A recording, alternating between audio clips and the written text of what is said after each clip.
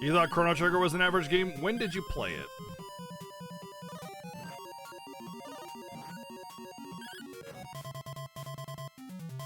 Well, when he played it, it is hugely dependent on why he thinks that way.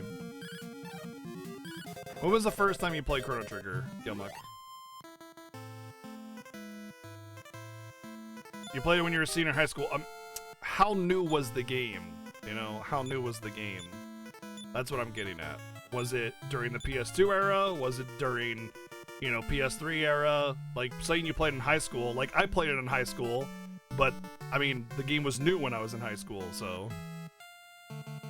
So you played it when it came out, and you still... Well, that's like... Well, it's a little bit... Yeah, you still played it when it came out, and you thought it was average. That's surprising. That is very, very surprising. Because for its time, it was way, way amazing. But hey, every game speaks to us differently, you know? Every game speaks to us differently, even games that are hugely defined as... masterpieces, some people just aren't about it. But did you play the SNES version or the PlayStation version didn't come out until what, like 2002 or something like that? It was really late, I want to say. You were more impressed with Illusion of Gaia? I mean, I played that too when I was a kid, and I thought Illusion of Gaia was cool, but Chrono Trigger was amazing. But if you were already captured and captivated by Illusion of Gaia, and something like Chrono Trigger came out that wasn't like it, of course I can see that.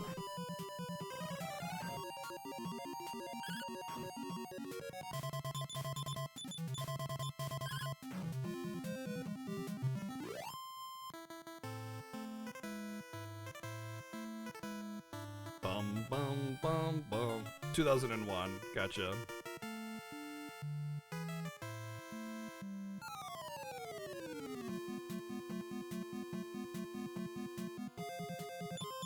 Hard to enjoy games that don't challenge you, fair. What did I think of Terranigma? I've never played it. It was a EU-only game. I never played it growing up.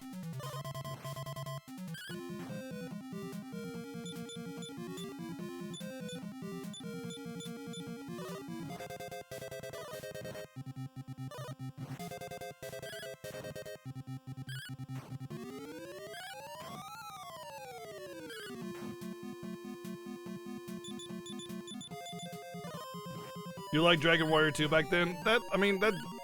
As a kid, dude, you like everything. Like, you don't care, you just want to play video games. Like, think about all the kids that have grown up with, like, really bad games because their parents bought them for them because the parents don't know. And they didn't care, they just love the game because, kid, they don't care. It's super duper a thing. I have, like, special places in my heart for some of the most ridiculous games because of, like, what I ended up having at my access to when I was a kid. There's this game called Zexus on the NES. Bet you never heard of it. And I love it. Because, I mean, it's just a simple platformer. It's pretty meh. Controls aren't very tight. It's really hard. And it's kind of awkward, but I love it. You know? I love it. Nothing wrong with Call of Duty. Most of the Call of Duties are really good games, actually. It just has a really bad, like, reputation.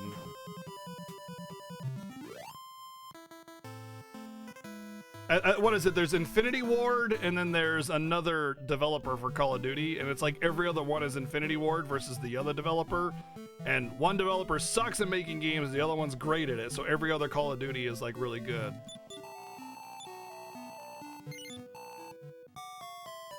Chrono Trigger wasn't doing anything really creative? What? What? How about having monsters on the field that come out and, like, have little events as they approach you, which was awesome? And having the battlefield as, or the environment field as your battle, which was also incredibly unique. And then you had dual and triple text, which were incredibly, like, mind-bogglingly fresh and original. Like, Chrono Trigger had insane amounts of side content, end content, optional content, specific character story content, optional characters that, like, changed the course of the story. No, Chrono Trigger didn't do anything unique, you're right.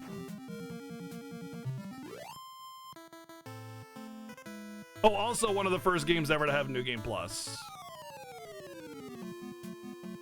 And 13 endings that all had value. Yeah, you're right. Chrono Trigger didn't do anything.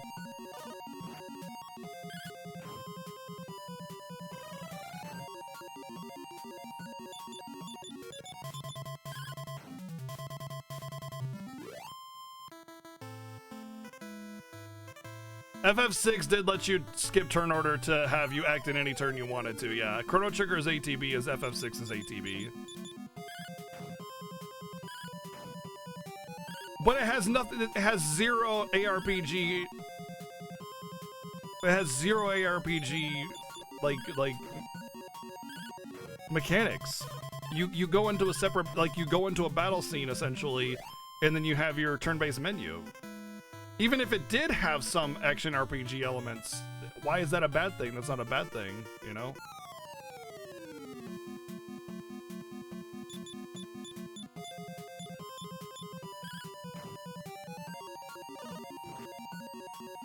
Oh, the soundtrack was fantastic as well, yeah. One of the best OSTs in the SNES era. I mean, I get, like, not enjoying the game, but to say that it didn't do anything unique or special is so not true. It's beyond not true, man. Intelligence by 3. Learn a spell, damn you! Whoa, whoa, whoa! Yeah, out of nowhere, 3 spells. Okay, yeah, I'd say spells are random. Bang! I didn't learn Bang until way later before. All right, so we got Fireball, we got Bang, and something else. Wow. All right then. I guess spell learning is random. 3 spells. I never had that happen before, so.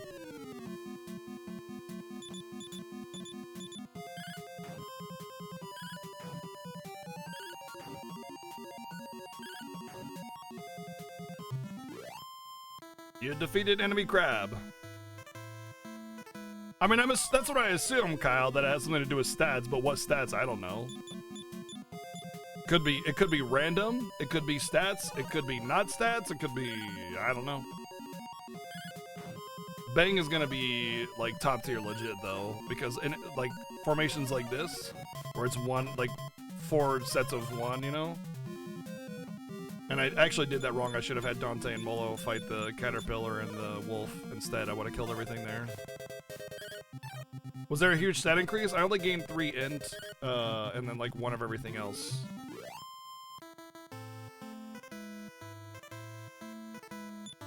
I mean, objectively speaking, Chrono Trigger is one of the greatest RPGs ever made, but that doesn't mean that everybody's going to enjoy it, you know? There are definitely a lot of people where it's just not going to speak to them. You like spells not being level locked? I'm kind of on the fence about it. I don't know how to feel about it. In one case, like, here's the problem with stuff like that, is that you can get lucky or you can get unlucky. And we've seen what the difference is between getting lucky and unlucky. And that's kind of a big difference. That's a pretty big difference if the wrong spell is withheld from you.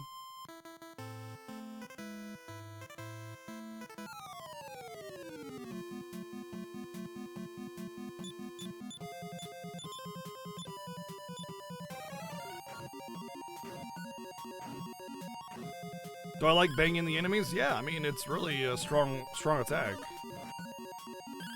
Absolutely.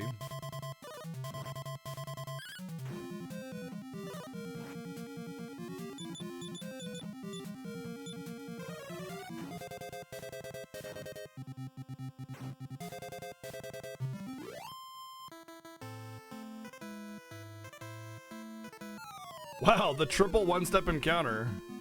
I mean, it's not really super good right now because I'm actually trying to get back into town so I can restore my MP, but whatever.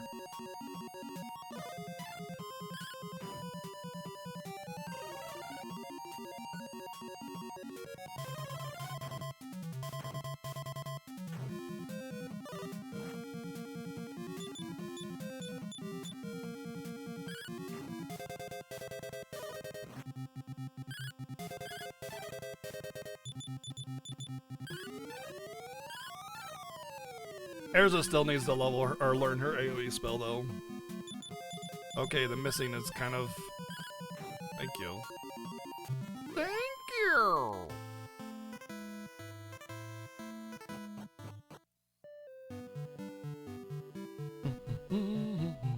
Level 6, Tella? No.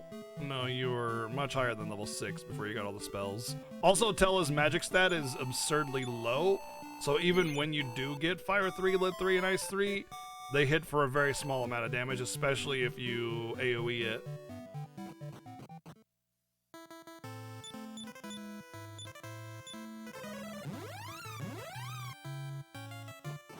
It was mostly just to show that, look, Tella knows all these magics and stuff, and he's super powerful sage, but then...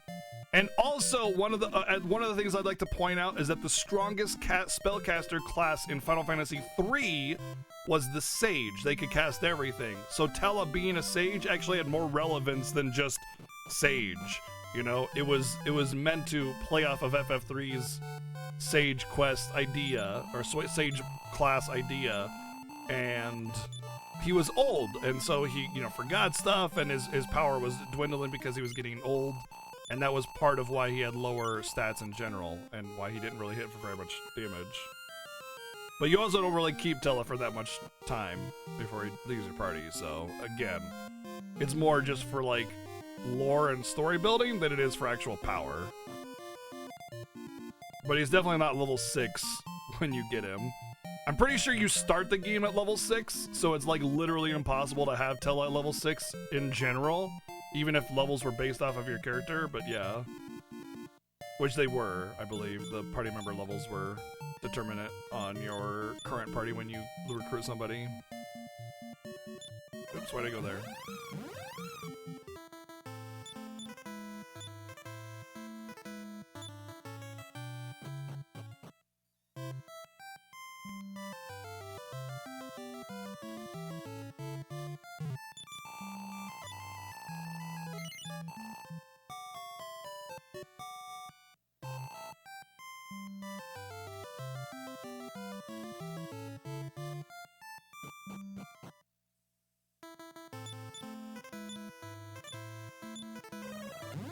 Going to Knave, where all the Knaves live.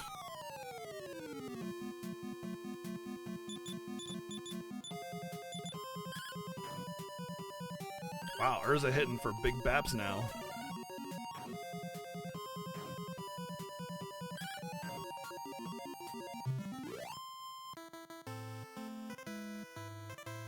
Where am I on levels? 12, 11, 12, 12. Let's go until 13 and we'll give it a shot.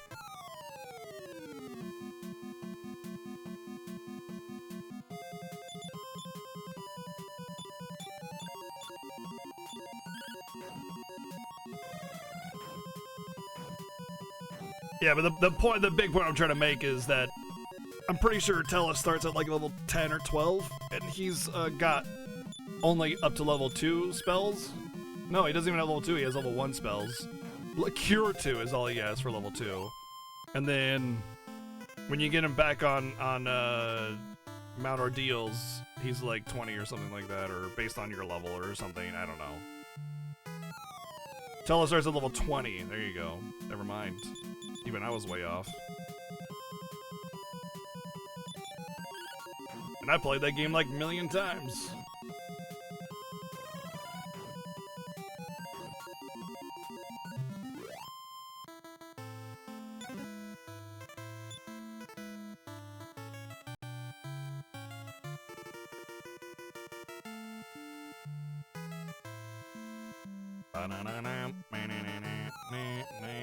Samsonite, I was way off. Thank you.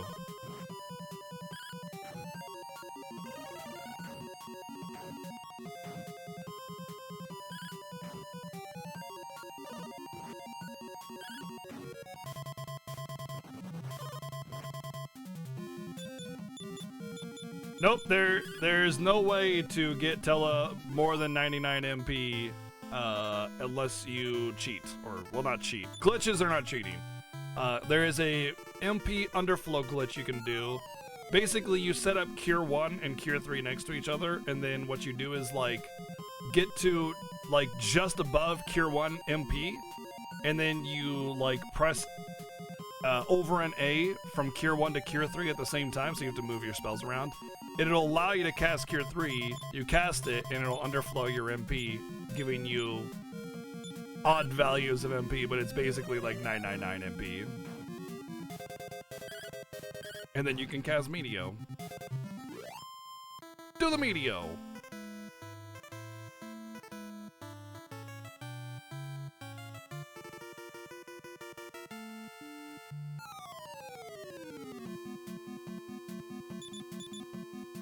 Permanently lose the ability to crit?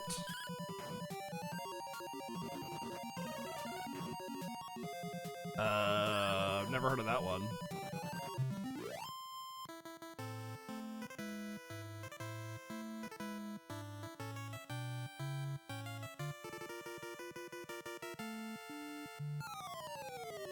But you dead at the end of the battle causes you to lose. I've never heard of that. Never heard of that.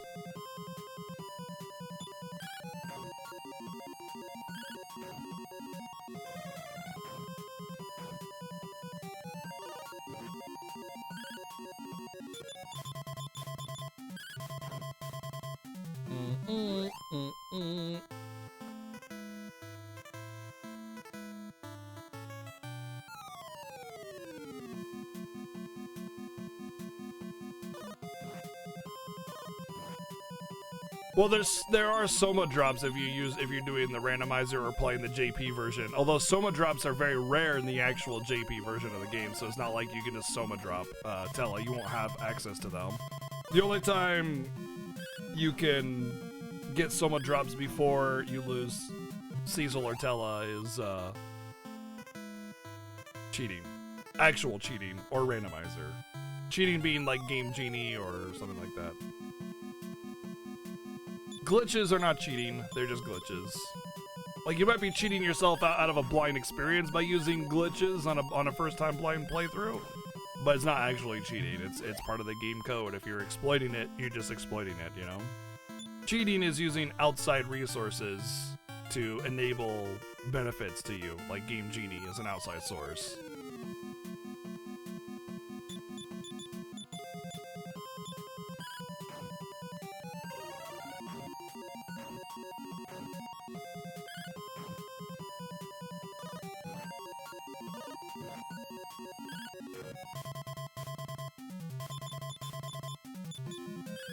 I'm pretty sure that's not a thing, dude.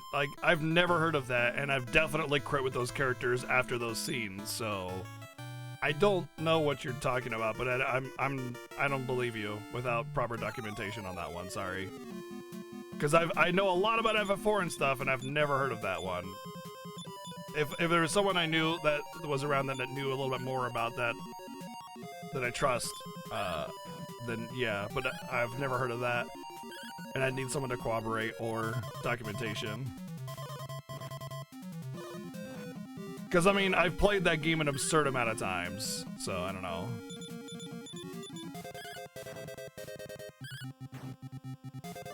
Did I ever try the FF6 XP thing? No. I forgot about it by the time I was done with the stream. You've heard of crit problems in 4? First time I'm hearing about it.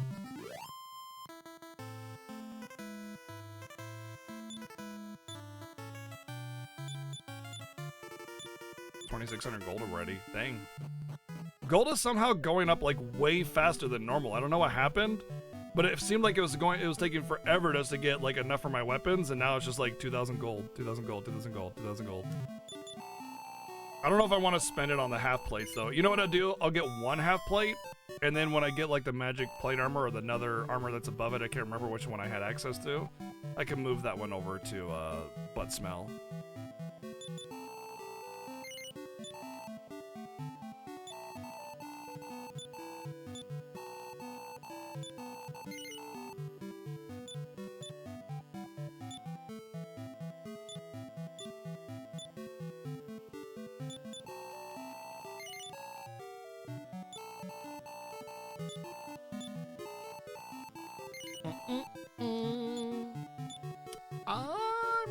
purge that?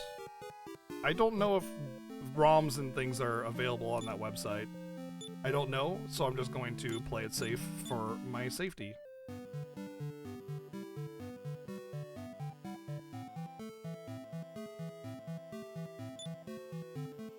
Losing credibility is a thing. Thank you for researching it and letting me know that it is actually true.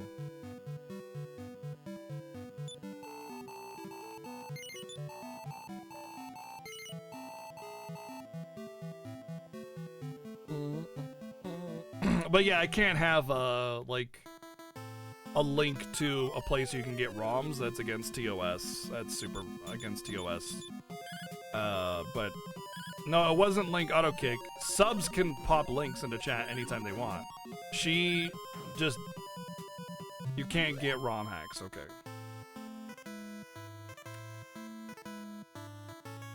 Or you can't get ROMs on that website. I don't know, so I'm playing it safe for my safety. You know.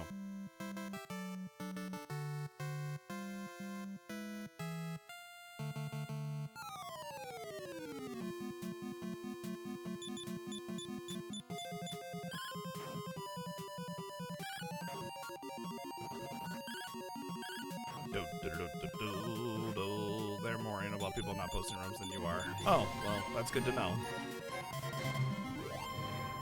You remember that from earlier? Yeah, that's not supposed to be Twitch Prime. Patch files are legal, yeah. Thank you, Arian, for the Twitch Prime 5 months resub. Thank you, dude. So here's the legality of ROM. Like, people are like, oh, ROMs are just a gray area. It isn't. It's actually pretty black and white. ROMs are legal if you did the dump yourself. And they're used for you only. That's it. The end. Otherwise, it's technically stealing. So a patch file on a ROM has nothing to do with the actual game itself. It's somebody else's original code, and so it's fine.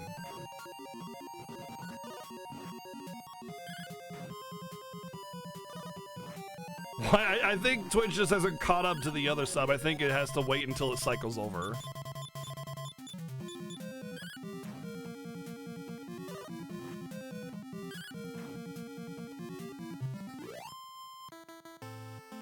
Yeah, even if you own the game, just having someone else's ROM is still technically against the law. You have to like have the hardware to do the ROM dump into your own computer from your own card yourself. But I mean, the reason it's a gray area is because you could just be like, oh, I used to have the hardware and I did the dump myself and then I gave it away. Yeah, that's it. So how do you prove that, you know?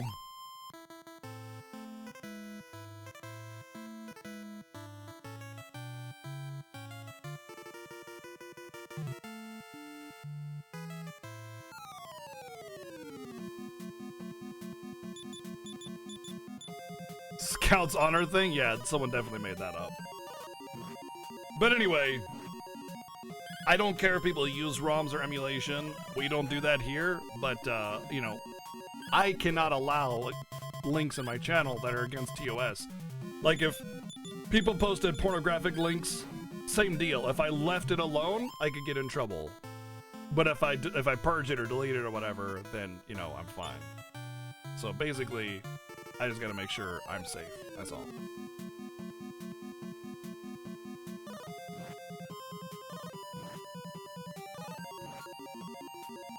You know what's kind of weird is that I would still prefer to play the cart of FF4 over a fixed cart with all the glitches fixed. You know what I mean? Like, even ones that are only harmful, like the crit glitch or whatever. I'd still prefer to have that, you know, I'd still prefer to play the original cart just because I love and respect the actual release of the game more than someone else's, you know, interpretation of what is or should be fixed. If the developers were able to patch it and they patched it, that'd be one thing. But nah, I still play the cart.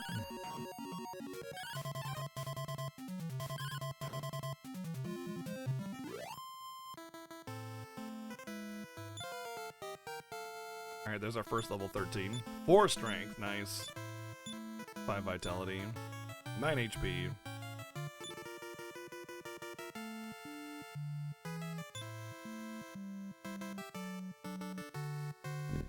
Doesn't matter. Game, no, I still wouldn't do it.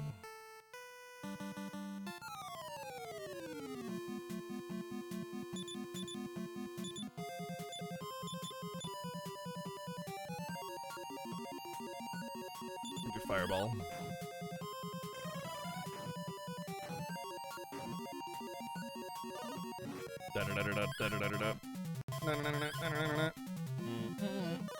It's pretty easy to check that actually almost all ROMs have a header that gives the emulator some info about how the game should be played.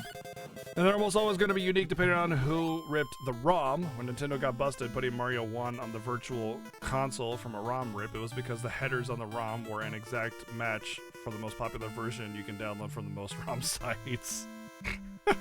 Yeah. I think, I don't know. I don't know why Nintendo did that and how they couldn't have known that that was what was going to happen. And they have to be able to have the hardware to do their own kind of dumps and stuff, you know? Like, I don't know, it seems weird that they did that, but at the same time, like, it's their property. Why do they care? They might have even done it on purpose just to be like, yeah, well, it's our property, so we can do whatever the hell we want. You're not allowed to spread this, but we are, you know? So, middle finger. By the way, you can hack this NES thingy to put as many ROMs on it as you want. Maybe that was why they did that. Maybe they did that as a sort of like, hey, listen, we're not gonna care if you hack this machine and put all the ROMs in the world on it. In fact, we even ripped our own ROMs, you know? Maybe that's why they did that on purpose. I don't see them getting in trouble for stealing their own property, you know?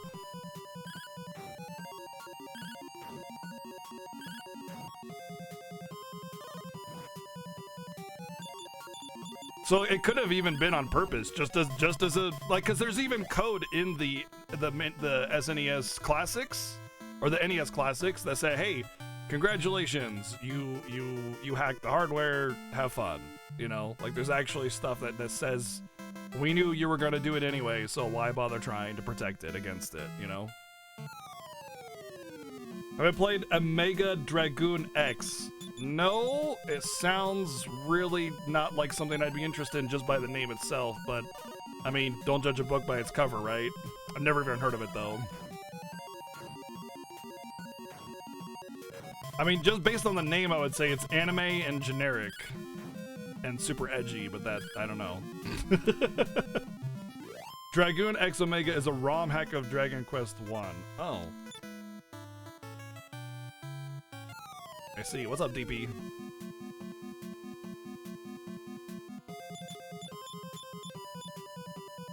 I thought it was a game series. I don't really do ROM hacks, Gilmock. Generally speaking, fan-made games or ROM hack games are really bad. They're very they're baby's first gaming projects, so the writing's usually bad, the mechanics are usually bad, the systems are usually bad. It's usually pretty buggy. I know there's some really good fan-made projects out there, but they're super far and few between. And even the ones that people consider really good, like Brave New World, are still not things that I'd really care to play. Like 99% of all fan-made games or fan projects or fan sequels or ROM hacks are pretty bad. Like really, really bad.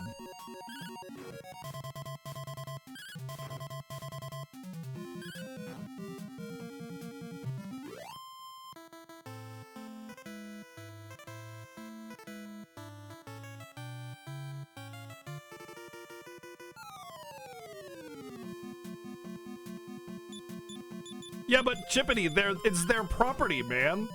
They might have even done it on purpose, just as a middle finger kind of thing. It's their property. They can do whatever the hell they want with it. You know? Like, yeah, they can make a fuss and then use the same ROM. Because it's their property. You know? If I want to piss on my bed, it's my bed. Nobody else has the right to tell me that I can't.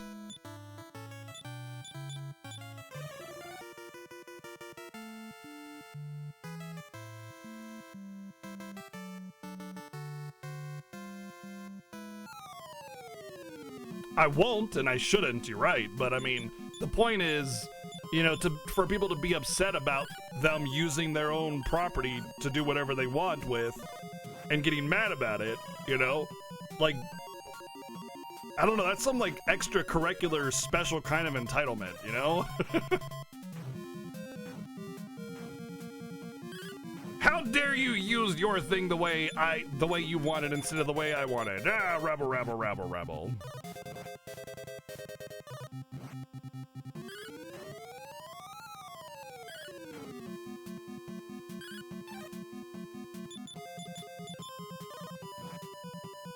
So like I said, it's my guess that they probably did it on purpose because they knew that people were going to hack it open and use it as a ROM machine anyway. So they probably just used whatever popular ROM they could pick to get their hands on and uploaded it and sold it, and it's their property. They can do whatever the hell they want with that, you know? But your bet was put in a museum, you wouldn't be able to piss on it if it wasn't in the museum. What? No. Nintendo doesn't donate... No. If I donated my bed to a museum, it wouldn't be my bed anymore. Nintendo still owns their property. It's still theirs. Their games and their hardware, and they still own it. It doesn't suddenly become not owned just because I don't know what you're even getting at. It doesn't make sense, honestly.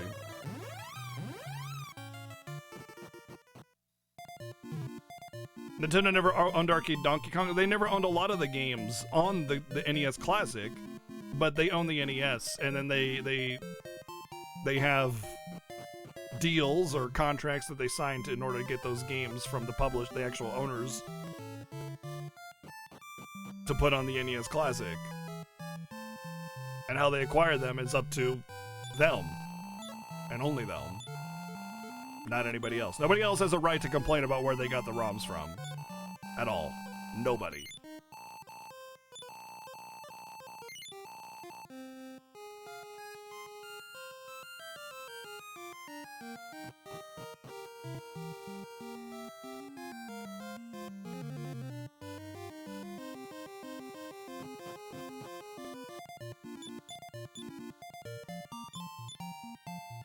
Basically, Chippy, I'm saying it's my bed, so I can do whatever the hell I want with it. It's their video game. They can do whatever they want with it. So have them acquiring it from the internet as like a download from a ROM site, even though it's illegal for people to do that, it's not for them. So people complaining about that is irrelevant because it's their property. Or whoever property it is that they have a contract with to put it on the NES Mini or something.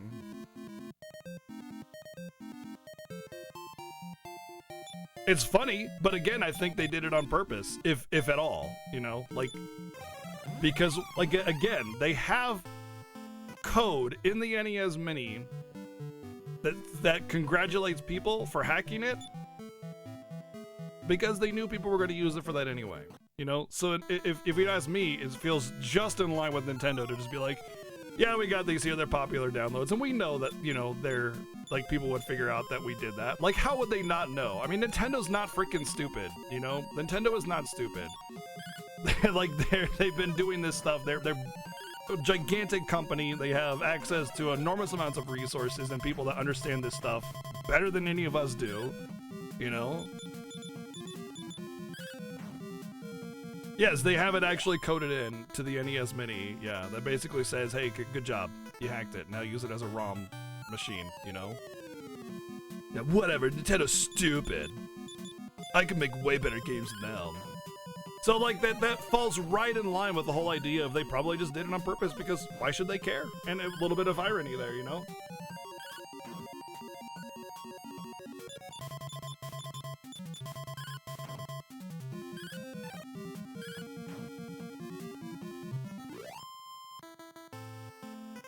Nintendo used to make games for Atari before Atari made games for Nintendo. Now that's hilarious.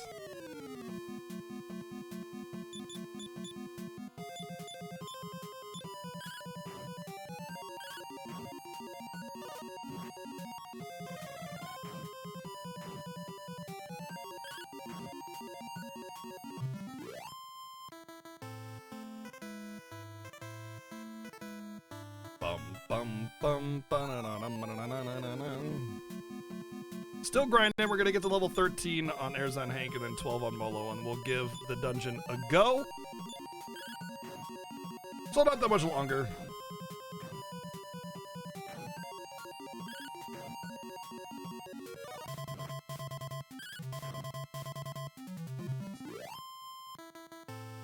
Listen, we all have our dark, shameful past. I started out as a speedrunner. I mean, you know, so like, hey. Talk about scum of the earth.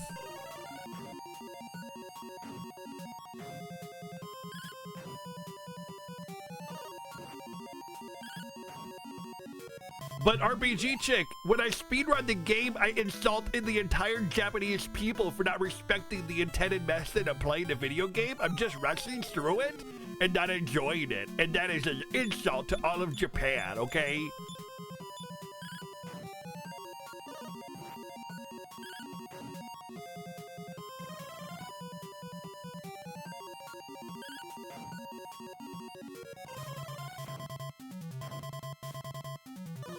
By the way, people think that.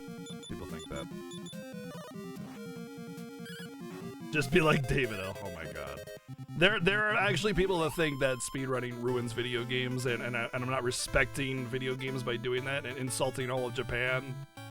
But the funny thing is that like speedrunners have almost always played their speed games like casually a million times over before, you know, and played the slow play and enjoyed it. And want to have new ways of enjoying their favorite game, so they speedrun, you know? Like, I couldn't think of a more respectful...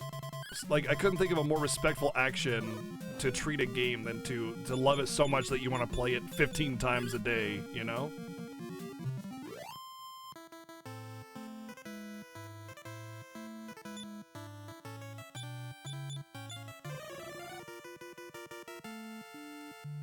Yeah, exactly, Rion. Yeah, right?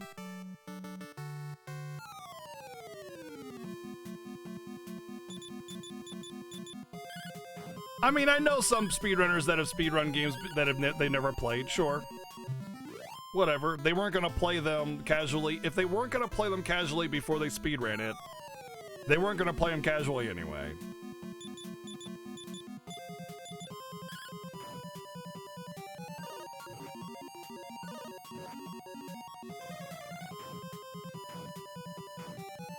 He doesn't respect FF5, he abuses it.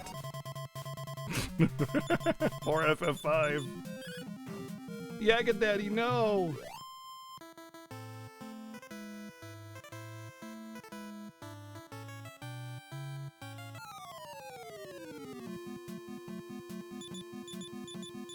Yeah, a lot of the new indie games have speedrun modes and stuff, like I think Messenger has one, which is pretty cool, pretty rad.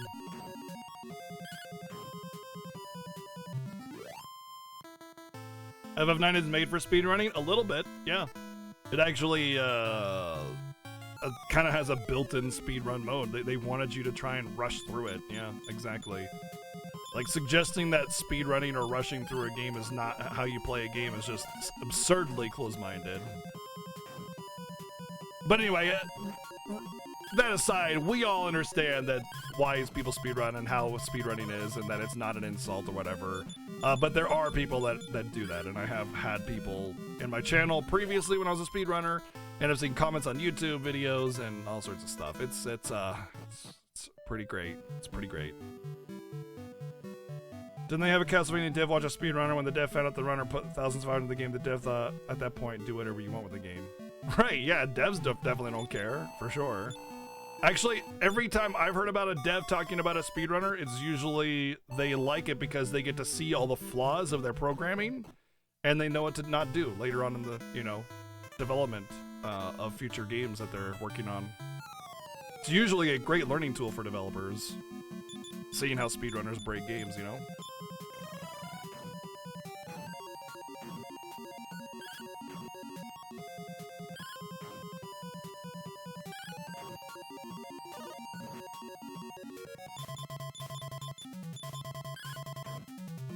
In the end, if you paid money for a video game, you can play it however the hell you want. Nobody can tell you otherwise.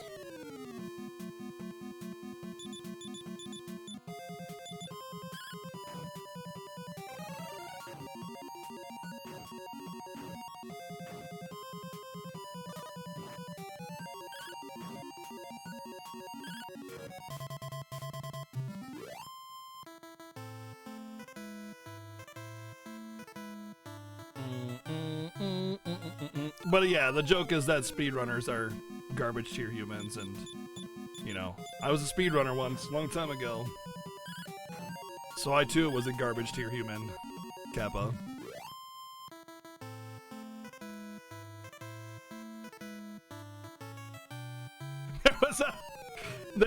There was a new FF7 thing with that RPG chick. There was somebody that said that they recorded the only thing they recorded was like the last 10 seconds of the FF7 ending and had a timer going saying that they beat it in 7 hours.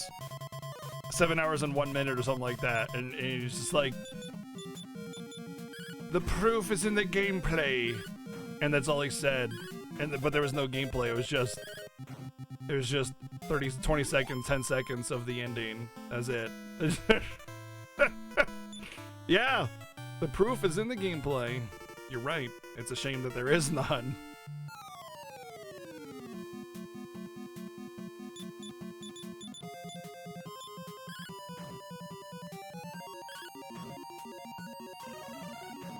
I'm just gonna start a timer right now, and when it reaches 30 minutes, I'll say I got the world record in FF7. But I'll screen cap it next to the FF7 ending screen so people know.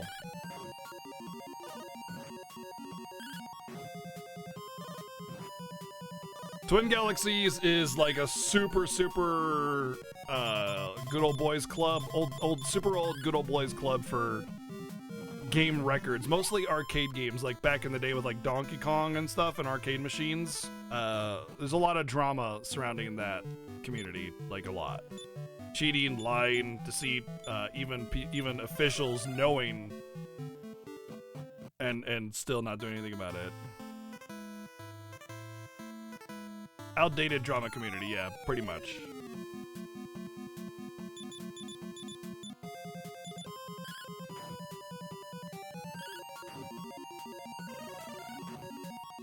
There's a documentary called The King of Kong.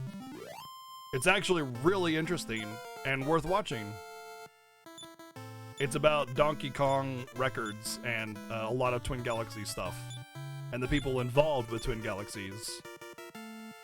Or is it Twin Galaxies? Yeah, Twin Galaxies. It might even be on Netflix. Oh yeah, she got Infernos finally. Great, finally.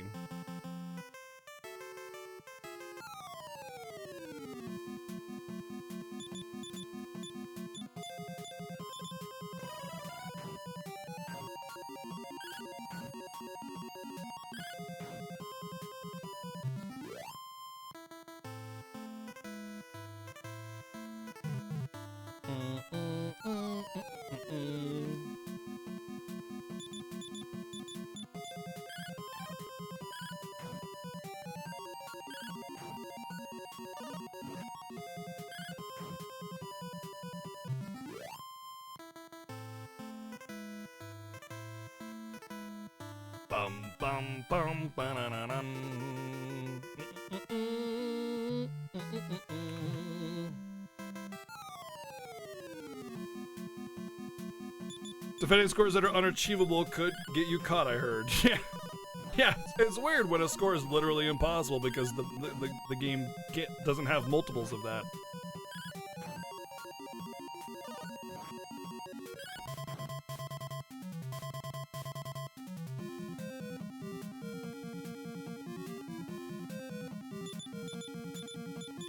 Bum, bum, bum.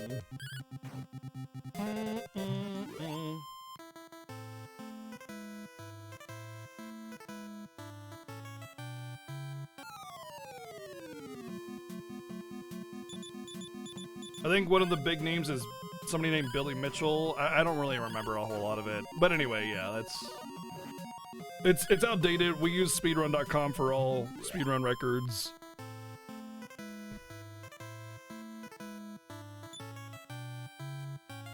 The people who run Twin Galaxies are very much in bed with the people who are supposed to be monitoring, so it would frequently happen that someone... Hold on.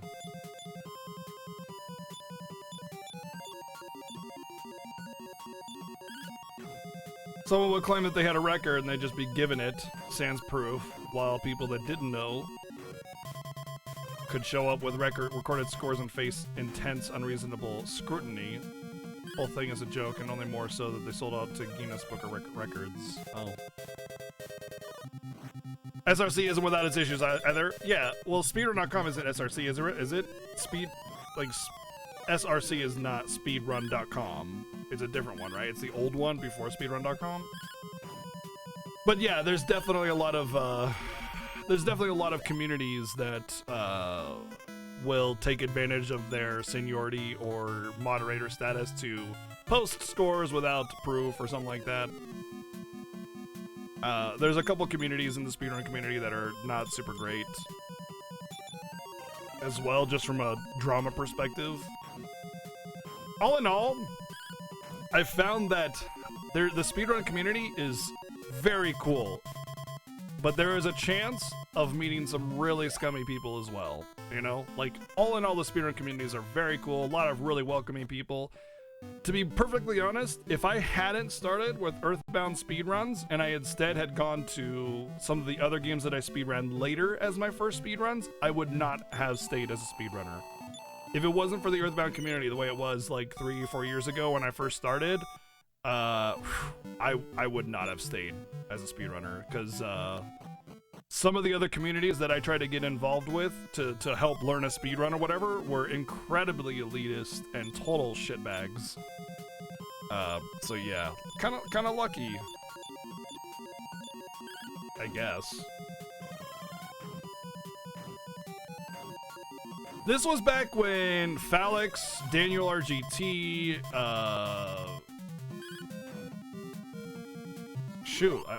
LL Temple, all of them were running. This was way back before all the old guard of Earthbound speedrunners that don't speedrun anymore. Andy was running it at the time. Yeah, Andy does. Yeah, in fact, when I beat Andy's world record was when he stopped running it. Like, he didn't try to get it back. He just was like, all right, I'm done.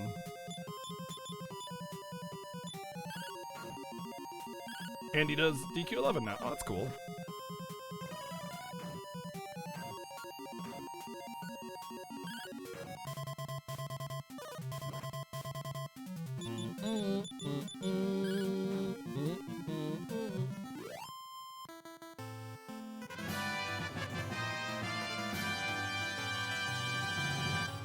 Yo, holy crap, Kamen Rider. Oh my god, dude. Thank you for the 51 freaking dollar donation. Jeez, out of freaking nowhere, dude. Thank you very much for the very, very generous support, dude. Thank you. That is, that's amazing. Thank you. And a vote to Kingdom Hearts 2, putting it in the lead. Look at that. Thank you, man. And hello, I guess. Jeez. Hi, just gonna drop this on you.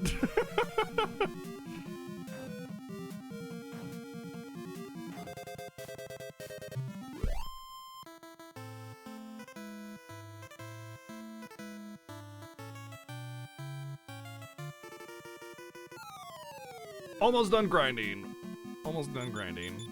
We just want Tank to be 13, and then we'll go. We have AoE on everybody now, which will help the clearing process. Swollen Starman skip?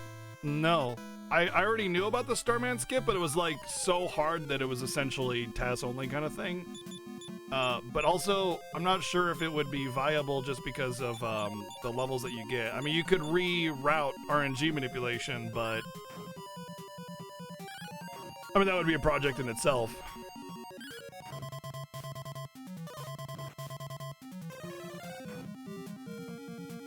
That's the latest route? Cool. So, how fast is Zone at now? Like 14 minutes?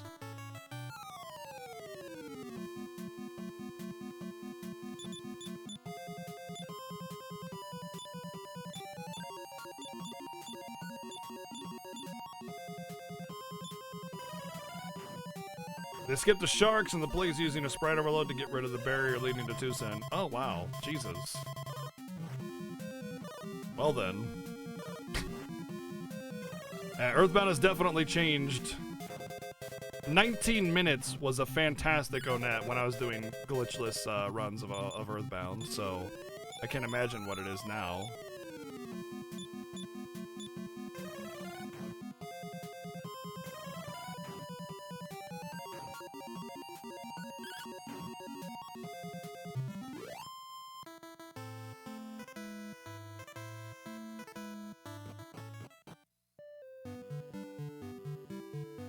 Kind of funny, like that's one of the things that I do really like, and I still have MP really like and missed about speedruns was that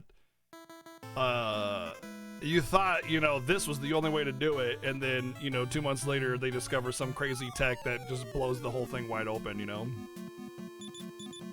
But another thing that I didn't like about speedruns was that you'd get used to a route and then they discovered new tech and you had to relearn the whole thing, and it just like, it demanded so much more of my time. The reason I'm okay with spending 2 hours after every stream managing YouTube stuff is because that is nothing compared to the amount of effort I would have to put in after every stream to manage speedrun tech. New stuff, redo stuff, test stuff, get better at stuff, practice stuff.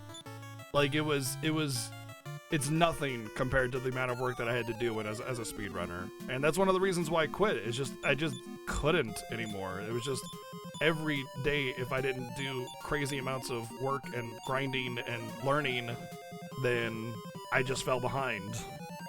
And I had no free time to do anything that I wanted to do. So getting a new game was completely out of the question, you know? Why get a new game? I'm not gonna have time to play it.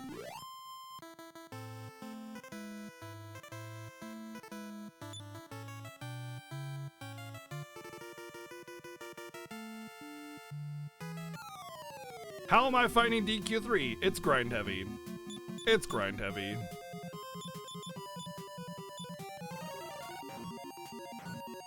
Exactly, yeah. Like you really have to love speedrunning. And when I got involved in speedrunning, I had a lot of fun with speedrunning, but I didn't love speedrunning. I enjoyed it. I had a good time with it. You know what I really do love, though, is just playing games. I love that. And that's why I moved from a speedrunner to a trash human being variety streamer. You thought speedrunners were trash? Well, I'm a variety streamer, so I'm pretty much like Omega Trash.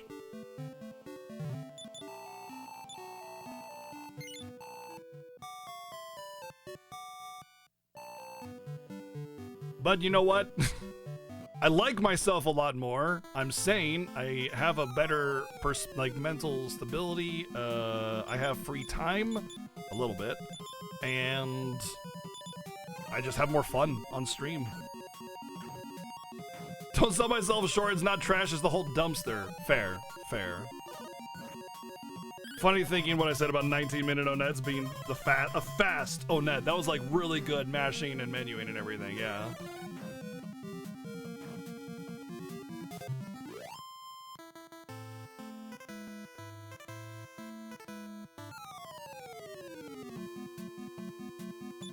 Plus, I get to talk to you guys. That's also true, yeah.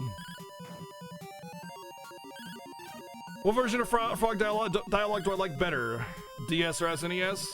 I like SNES better. I don't think the translation is that much... Well, there are some interesting parts of DS translation that are better. Like the interaction between... If you take Luca and Mara with you when you first meet Ayla, that's a lot better and a lot more... the correct tone as what's being portrayed there.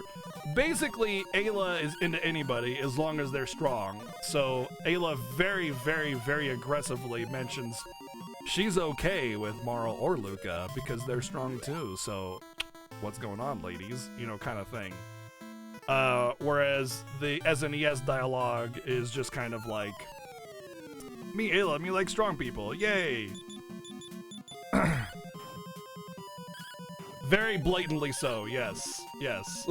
Very, very blatantly so, exactly. She's strong sexual, exactly. But that is the tone that's being set there, not, hey, let's go hang out and be friends, you know? And then it also correctly translates the soup into being actual, like, straight up primordial booze.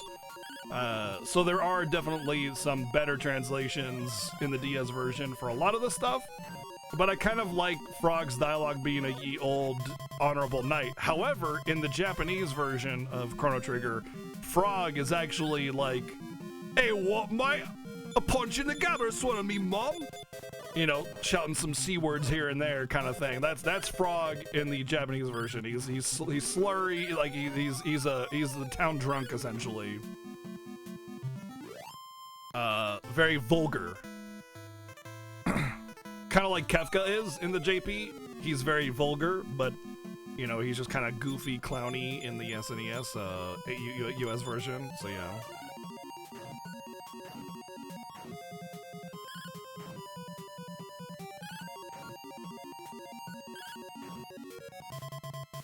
Fun fact, Midnight, Ayla doesn't have a tail, so she doesn't have cat girl. She's not a cat girl. She doesn't have a tail.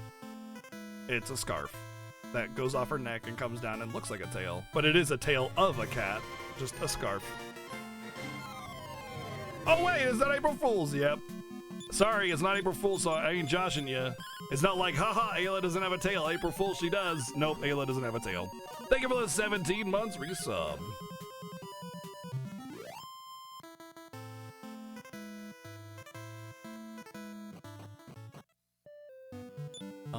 Oh, I got my level 13. All right, let's rest up, and we'll try to do this dungeon. Let's go to Aladdin, save the game. The dog guys from Breath of Fire 4. I don't remember them. It's been a long time since I played Breath of Fire 4.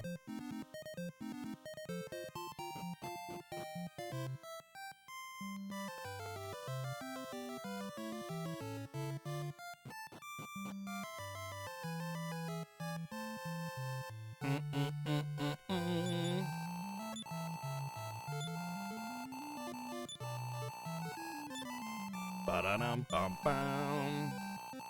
Hell yeah, let's write that shit down! Wonder if I could cast Return from here.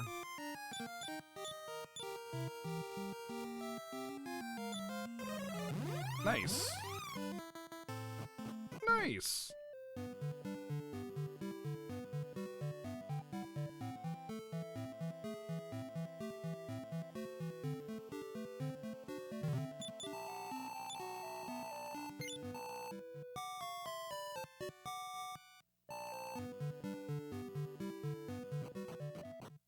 I mean, Robo's Brobo, basically.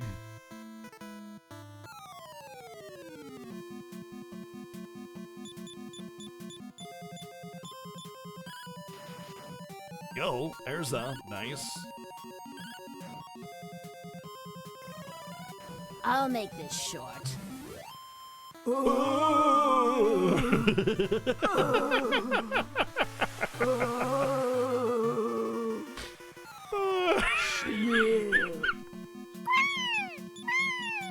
Thank you, Papa Potty, for the $9.69 donation, dude. Thank you, man.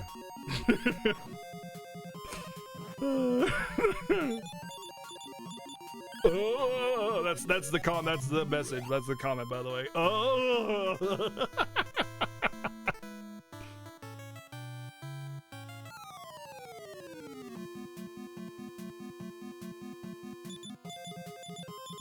Yeah, I mean, they talk about that, Tigernet. They talk about that before you set off, you know? It's like this huge thing. Well, it's more like the gamble that Robo's willing to take, you know? Oh, you know what I should have done is I should have gotten some antidote herbs. Do I have it yet, though? Oh, I do. I have antidote. Sweet. Da-da-da-dun. Ma-na-na-na.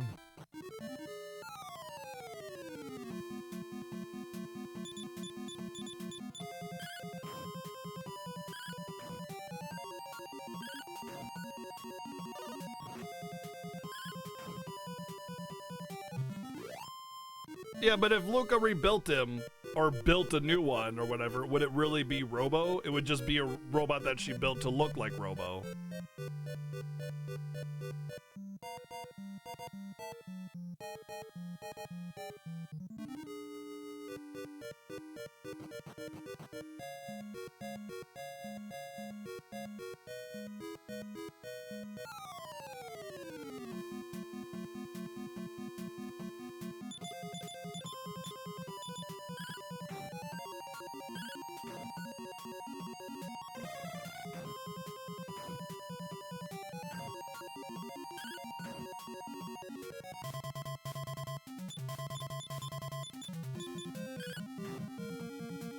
Man, I just realized that my cat is on the little thing in front of me and has been for hours. I didn't even know.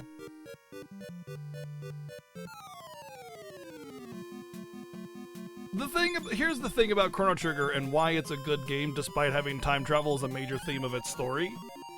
The reason is because it doesn't take the time travel seriously. It never does, at no point. It's very just silly and fun. There's a serious undertone, but realistically, it's just kind of fun. And also, they attach a lot of rules to the time travel. Like, it's only because of certain powerful events, it's only in certain places, and it's only because of Lavos, and without him, it's no longer there, you know? So, like, it's very, like, limited, controlled, and, silly and fun, you know?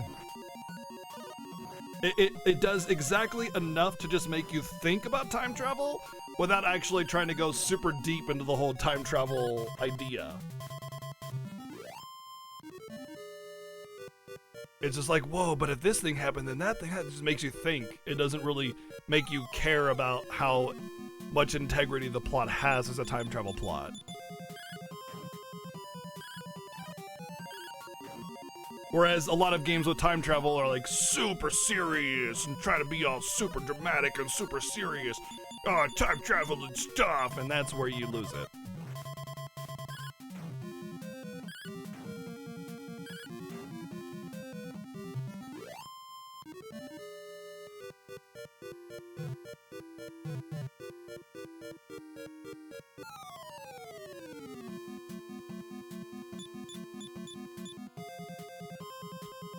Let's do that and then bang.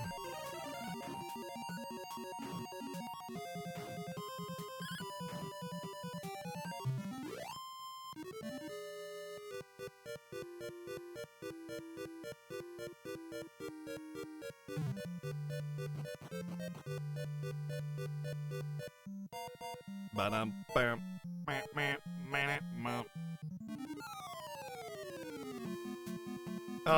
Okay, I got Antidote. These guys aren't so like when I came through here before, it took me forever until I learned Antidote. So these things doing their AoE poison was a huge deal. Now it's not that big of a deal as long as I got MP.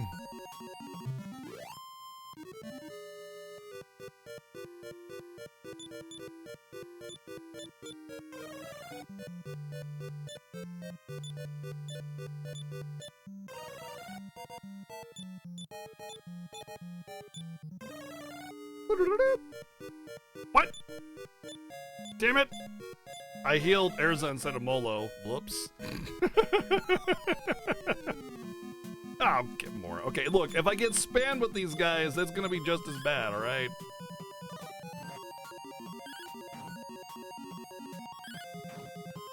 That's good.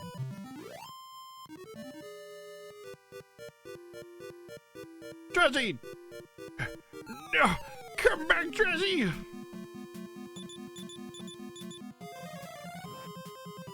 .360 blaze it!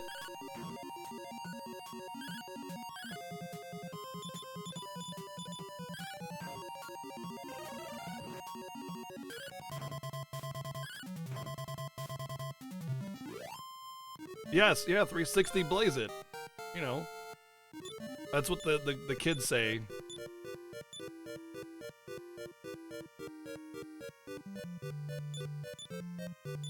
The cool dudes and stuff that are hip happening with the 69 no scope.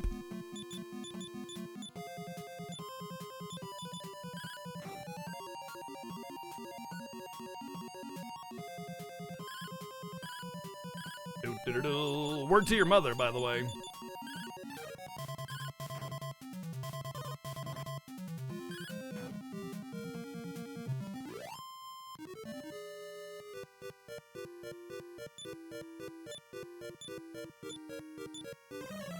She says hi.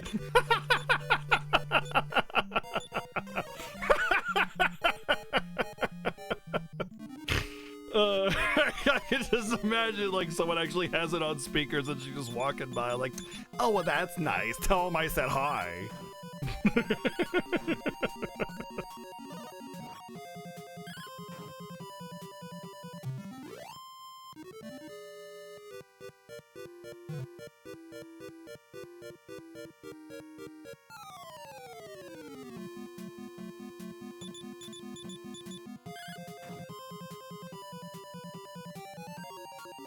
Well, there's a reason why I don't play Fortnite, RPG chick.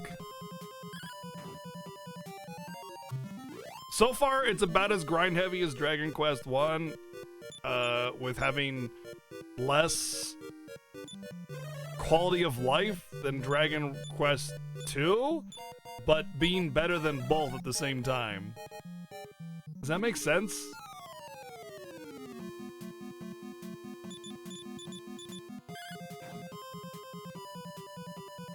Okay, this is getting absurd. I'm just getting spammed with these poison dudes. Stop it already.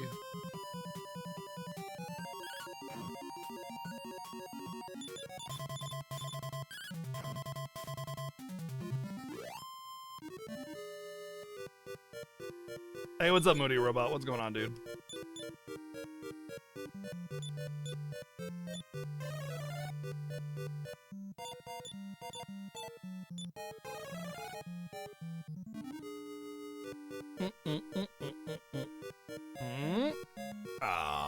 Debated.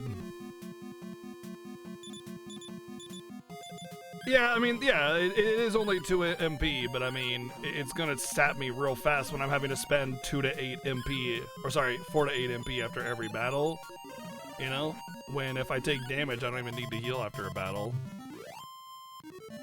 And when they all have AoE poison, it's pretty brutal.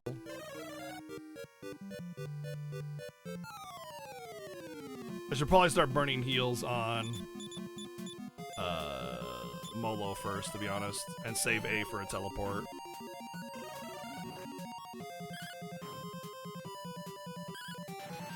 Tremendous blow for 78! Get dunked on, nerd.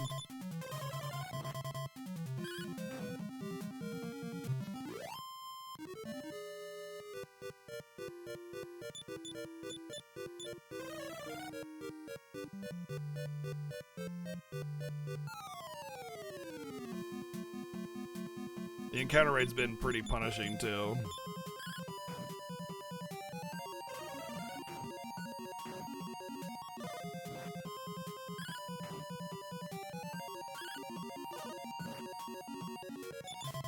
How does that have less quality of life than DQ1 or 2? I didn't say DQ1. Oh, use QLL. They'll look like DQ1.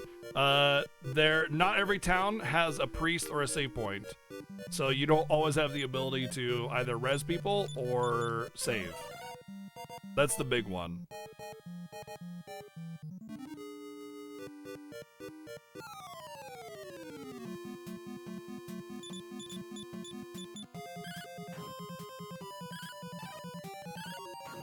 And it is the only part of it that is less quality of life, but it's kind of huge, you know?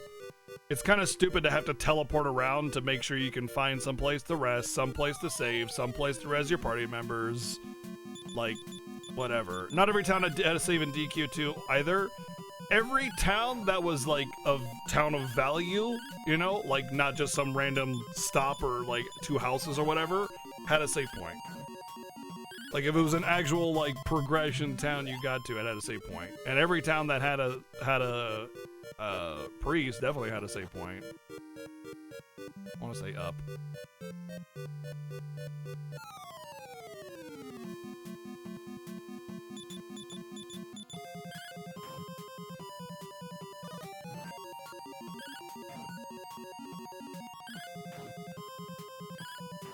Yeah, sell those propane accessories.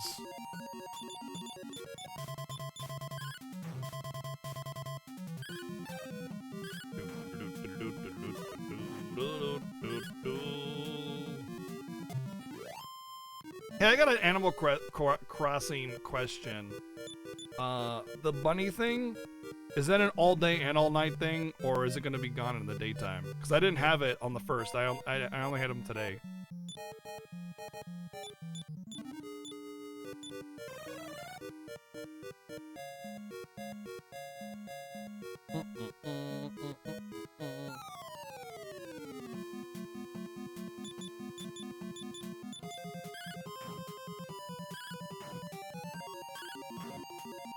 I'm guessing nobody knows. Alright, we'll leave it at that. Or chat died, one or the other.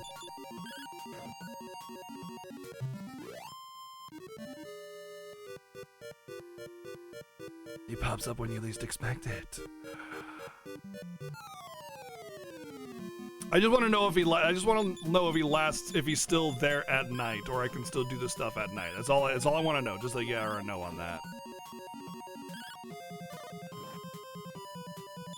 Because I won't be able to get to play this game until like midnight after I finish my YouTube stuff.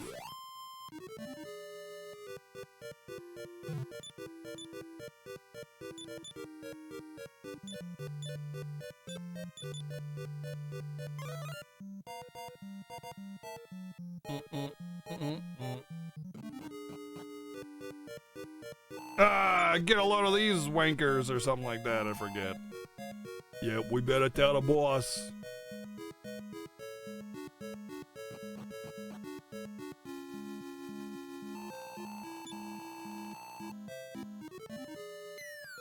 Oh no, bamboozled.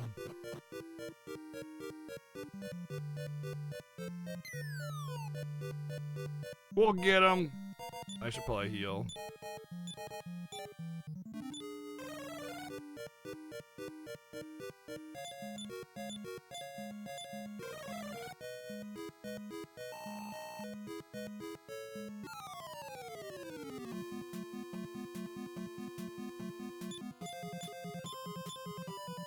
I don't know if I should like preemptively cast a heal or something like that, probably. And we'll bang these dudes.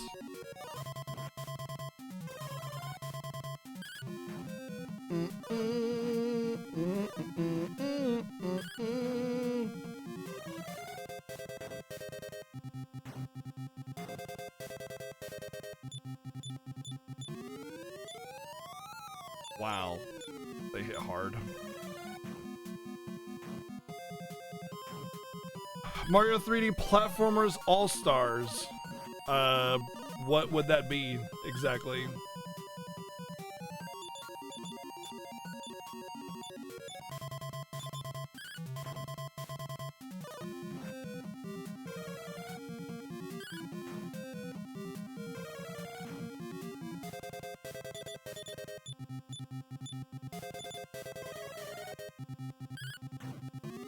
Super Mario 64 Sunshine and Galaxy. Cool.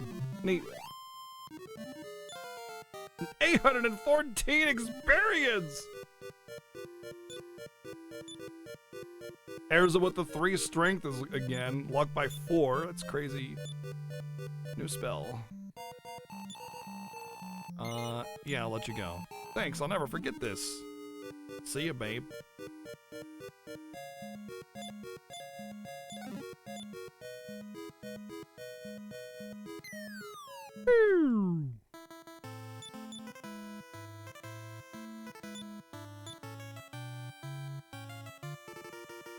I can just go to Romilly because nobody died, so...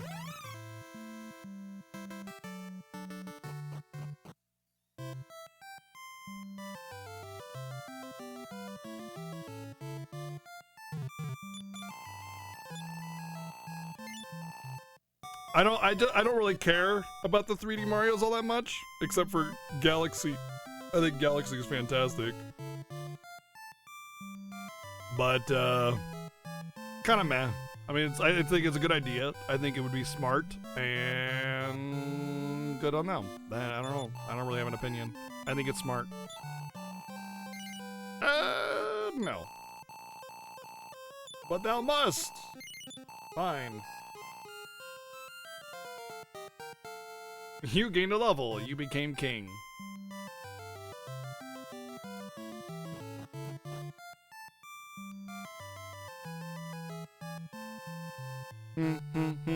I have not played Galaxy 2. I am interested in Galaxy 2. I have Galaxy 2, but I've never actually played it. Sup? No. Yes.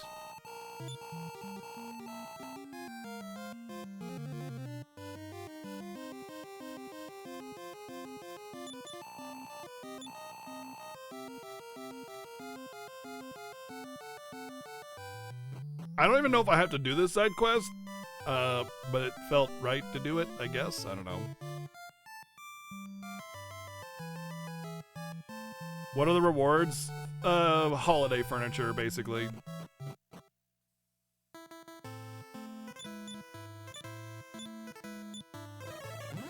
Oh no, we gotta do the Elf Town and Elf Cave next. Oh man, that was a rough place.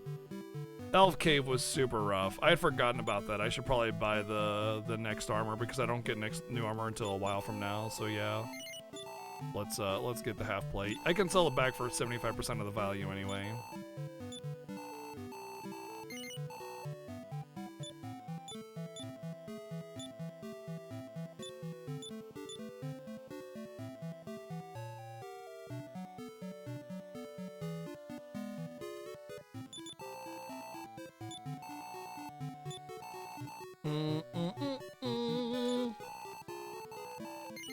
Sure. Got a lot of money. Did we save it? You know what? I don't think we saved it, so let's go back to Aladdin, save it, come back here, and then we'll go to the Elf Village and restore that. Again, I don't know if it's actually required to do either of these quests, because, like, nothing that I do, it, like, actually advances anything, and I can actually go to the next town right now, like, to the east, so I'm not sure if it's actually a requirement or not, but I'll do it, you know. It's like it's the natural progression level anyway, so the difficulty is gonna be, I'm gonna grind on these enemies anyway if I skip it, so I might as well just go through the dungeon and get some levels while I'm at it. Be off with you, molasses!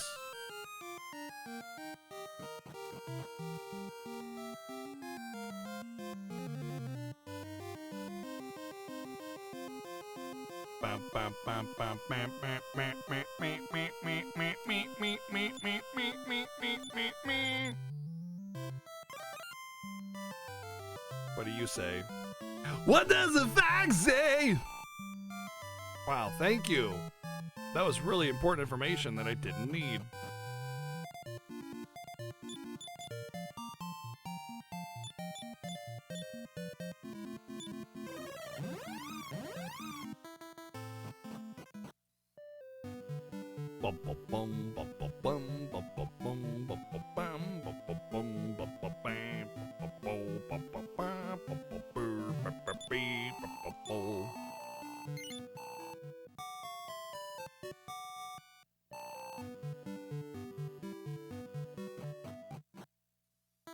What does BGG say? A bunch of nonsense.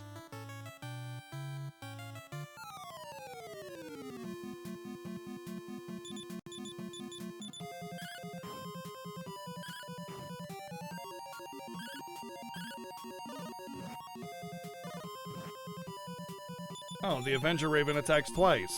Cool.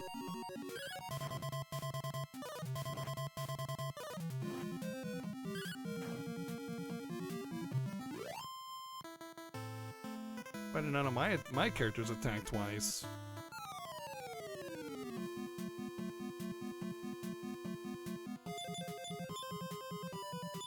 Should have grinded on these things, these next level up enemies.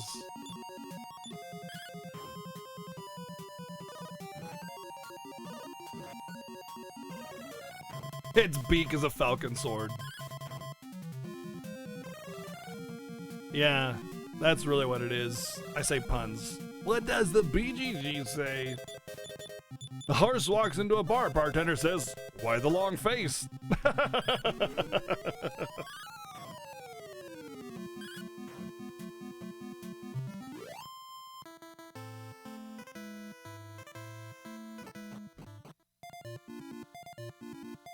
Alright, I think I just wanted to go in here and open the town to get the teleport.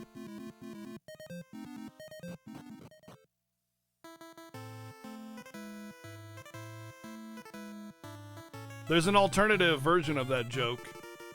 It goes, Sarah Jessica Parker walks into a bar. The bartender says, why the long face?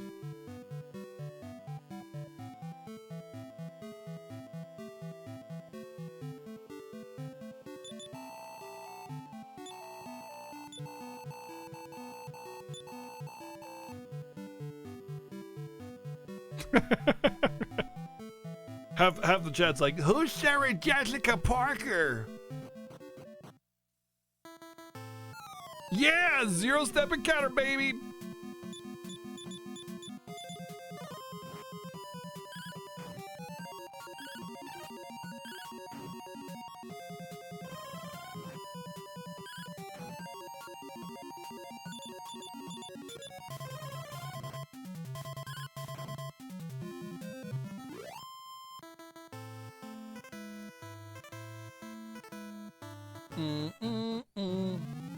Alright, this place probably gonna kick my butt, so let's go.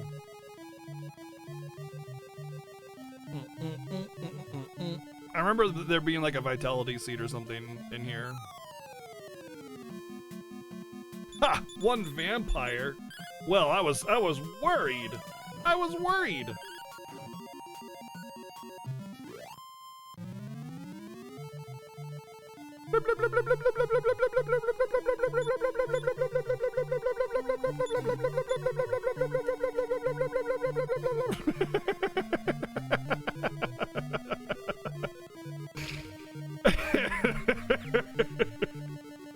Oh, that guy's like, hey, but there's water in this here cave, and he's like standing next to water. Yeah, I bet there is too. I wonder where it could be.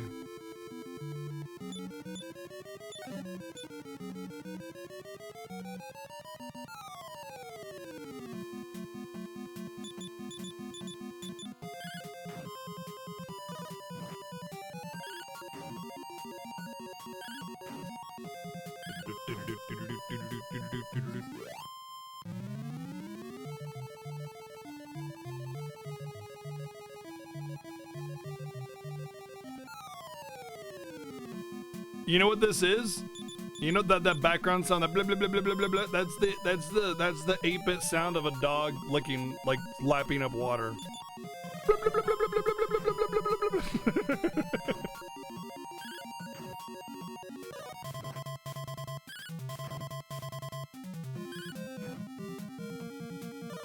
No. Oh my god. No. That scared me. Why does everything scare me right now? Thank you, No, for this $6 donation. No.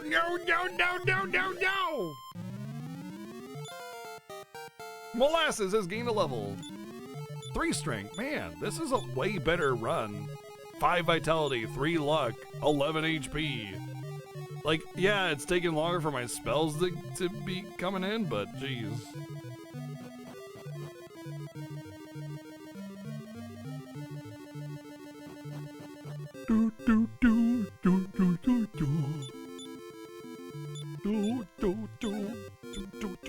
There's the acorn of life.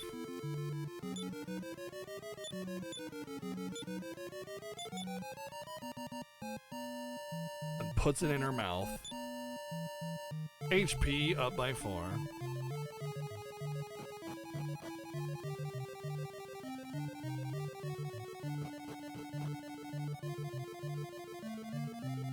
Did I ever were you guys here when we went in this cave last time and we compared this to the FF3 dungeon music?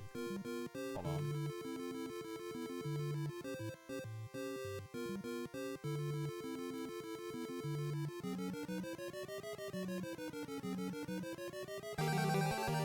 Yeah, here, check this out. This is FF3 dungeon music, okay?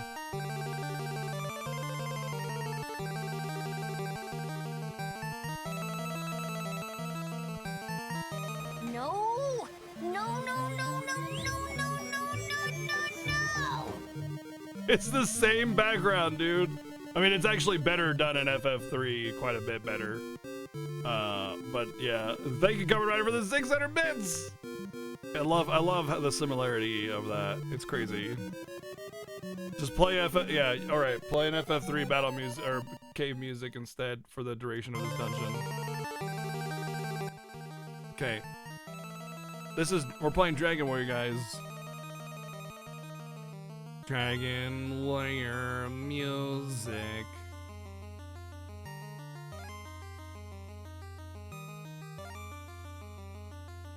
Hold on, I gotta go to the battle theme now.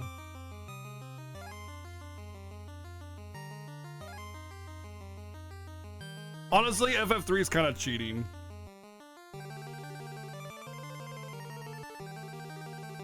Because FF3 probably has the best OST in the entire NES.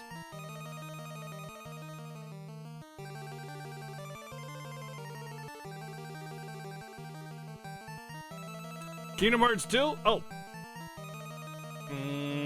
You got it. Boop. I will add that in. Thank you for reminding me.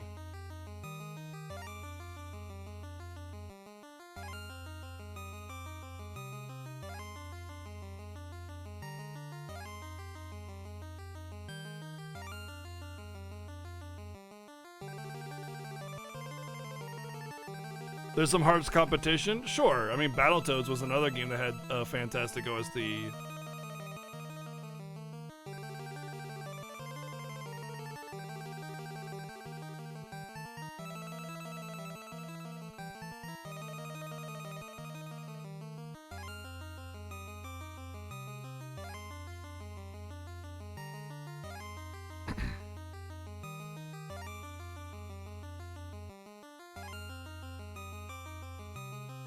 Oh man, Gremlins NES though.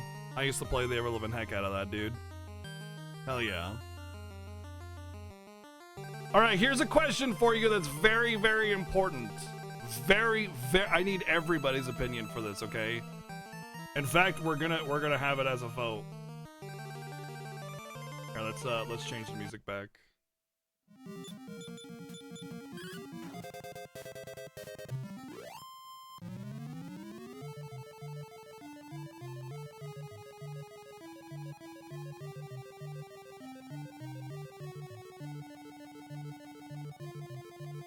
Alright, this is a very, very important question. Let me make sure it's up.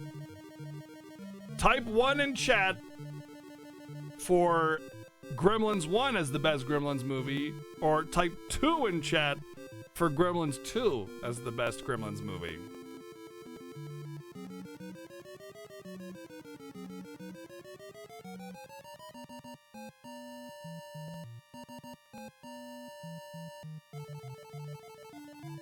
You abstain? Never seen them! Blasphemy!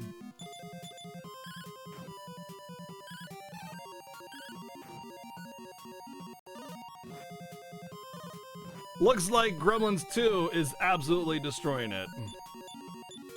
Well, we were talking about it, but we're talking about the Gremlins NES game, which made me think about it anyway, but yeah. I have to hard agree that Gremlins 2 is the absolute best Gremlins movie by far. Gremlins 2 wins, of course. Of course it does.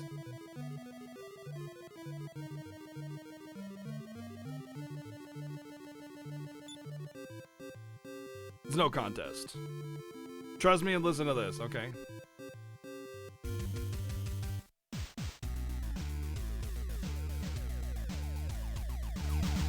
What is this? Hello? Excuse you, Pictionary on the NES?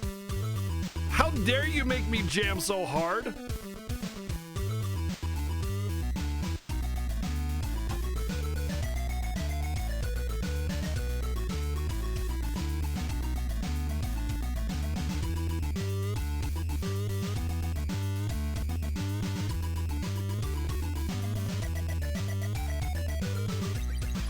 Dude, the lock on everybody is so high this time. Yo, Hank just learned 2 more spells again. What the F, Hank? Hank! Seriously, Hank! Fire Bane. Nice. NES alert return. I want to say is like, just keep going. Hey, what's up, Octocris? Welcome in.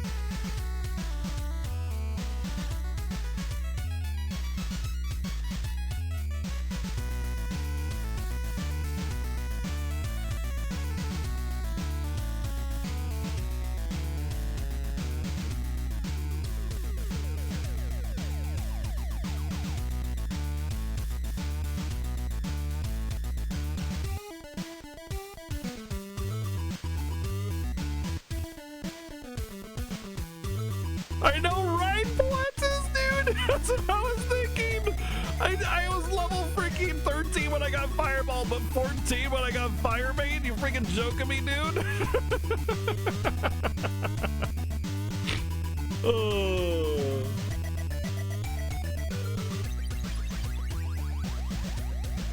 Yeah, let's do Infernos here.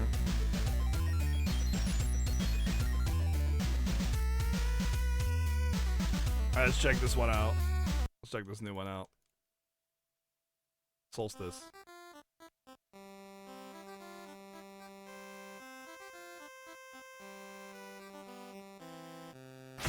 What the fuck? What the hell? My mind just exploded, dude!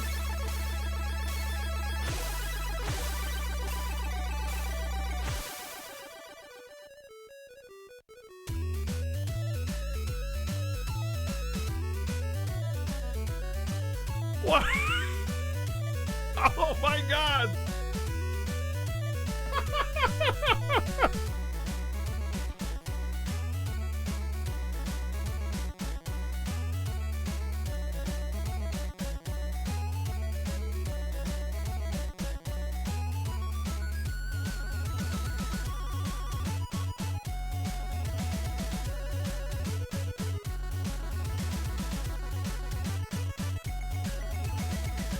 No, never heard a Silver Surfer soundtrack.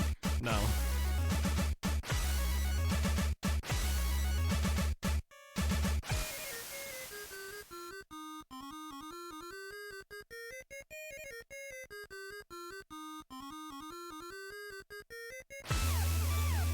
God! What a wizard, dude!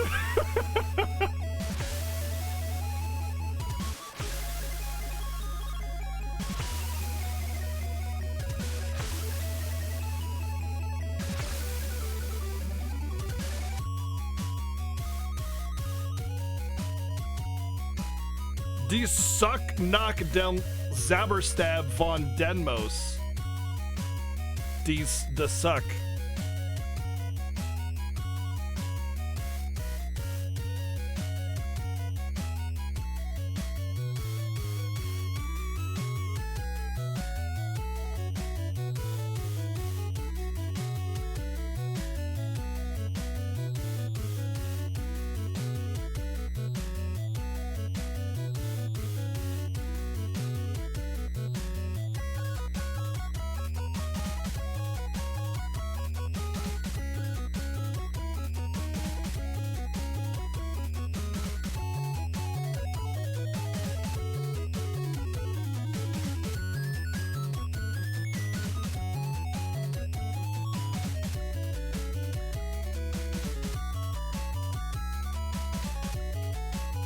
Man, that's a long title. This is a title screen theme and it's 3 minutes long. And there's no like repetitious chorus type part, you know? It's just like one big composition. 3 minute long freaking title screen theme, apparently. Because, like, you know what most games have for title screens? It's like do do do do do do do do boop boop boop boop boop boop the end. The Silver Surfer.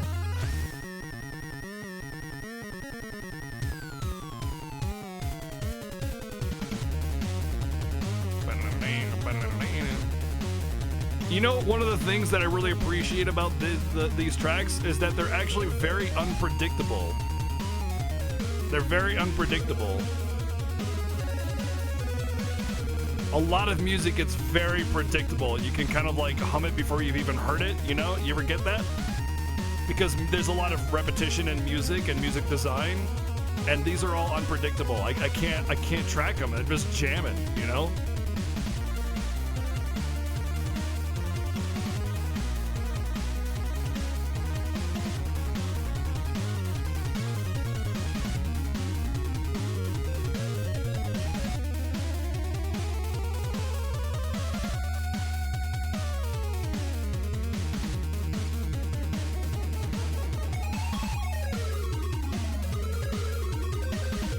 We just listened to that, Quino.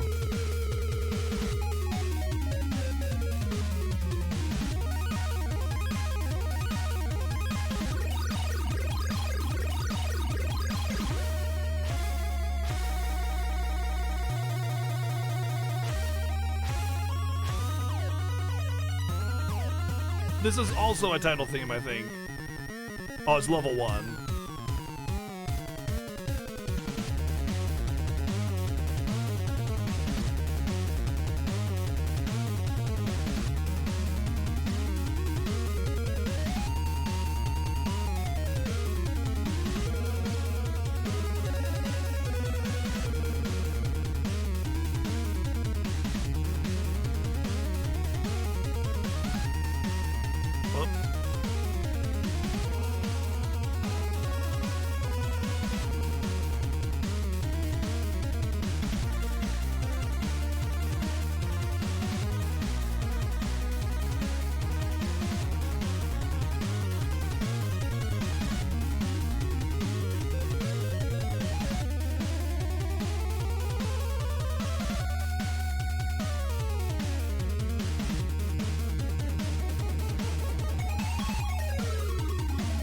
Dude, these tracks are so long before they repeat. This is insane. No NES game has such long tracks before they repeat, dude.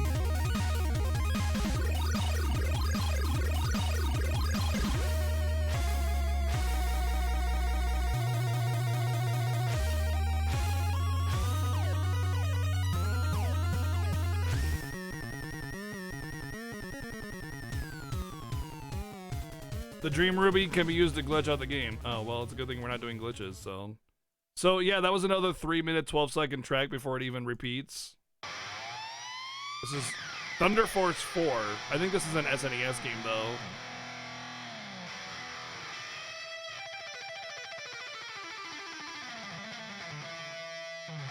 Nice 90s guitar riff, bro.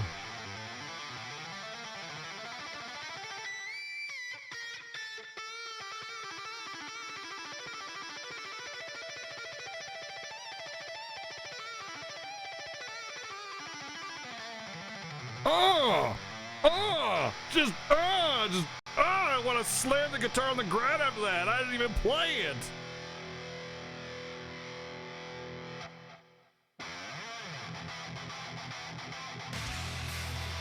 Oh, there's the rest of the song.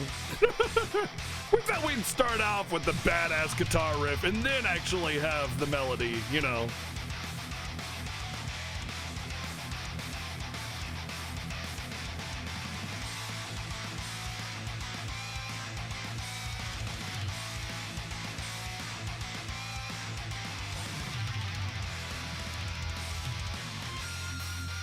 Long ago in Asram, I've heard tell of the magic key. Oh, okay. Asram is east of Romilly.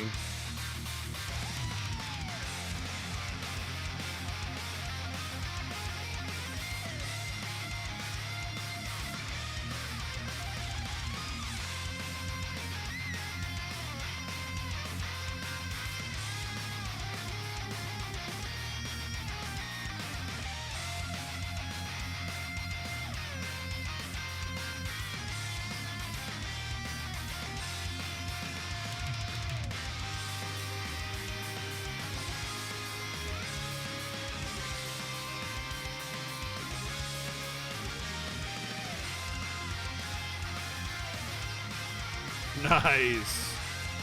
Big defense on Hank now.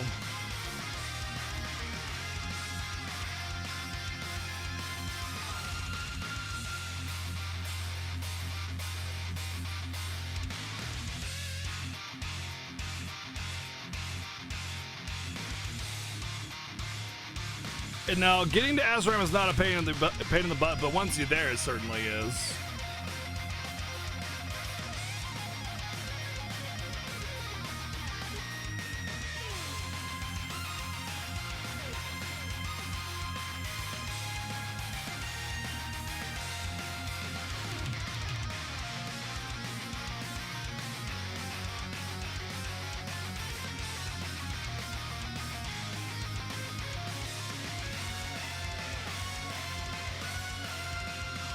This is just one track. It's not even halfway done. It's 5.5 minutes long. I haven't heard repetition yet. What is going on? Why are these tracks so long?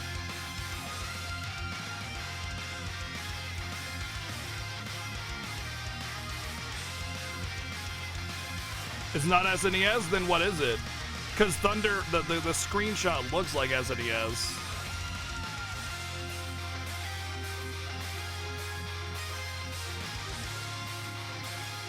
Oh, it's a remix? Oh, well, that's not fair. That's cheating. That's cheating.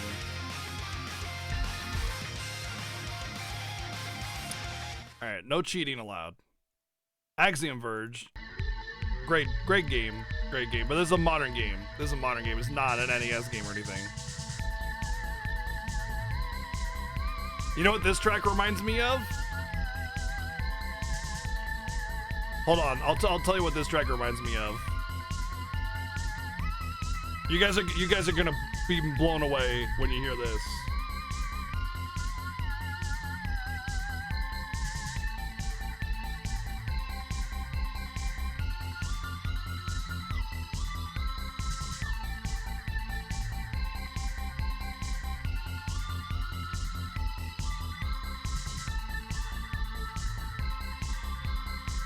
I gotta find it though.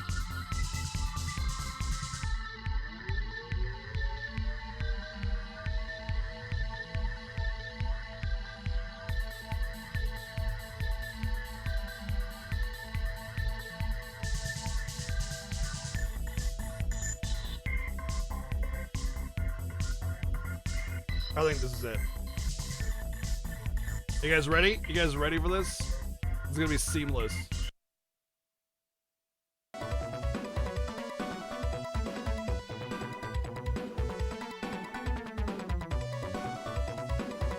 I don't think this is it. Hold on. There we go. This one. This one, yes.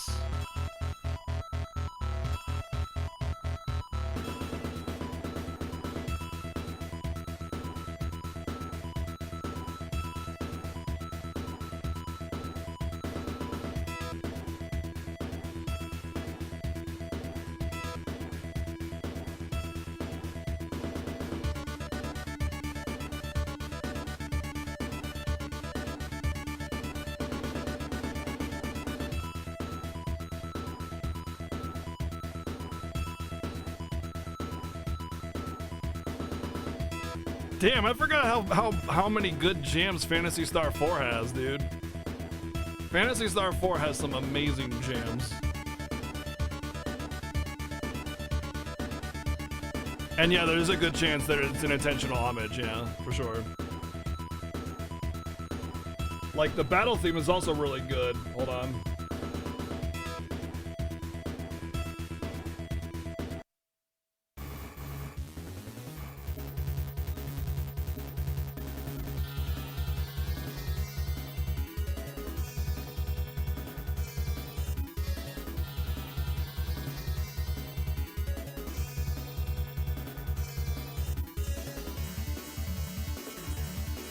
Uh-oh, big battle.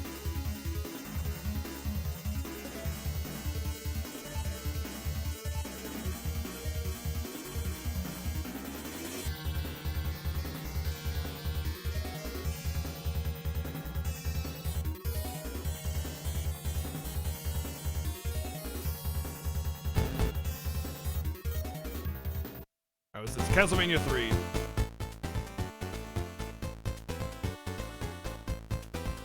I have to say, it's not starting off very impressive.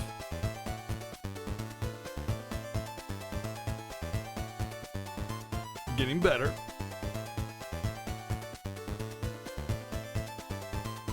Oh, we gotta come back later tonight for some Puff Puff.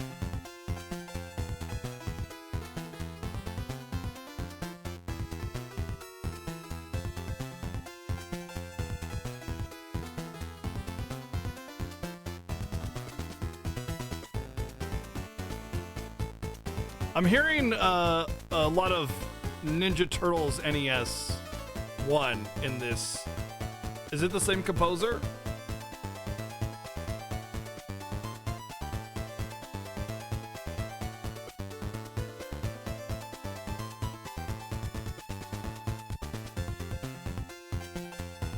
Revealing swimsuit, 78,000 gold. Hey, anybody got some gold I can borrow? I'll totally pay you back. I just need 78,000 gold. Is that cool? No? Okay. All right. Let's see what Braku got here. Foreman for real. What the F? What game is this? Foreman for real? Or is this like, do you drive like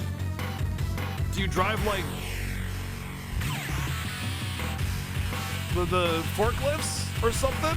You know?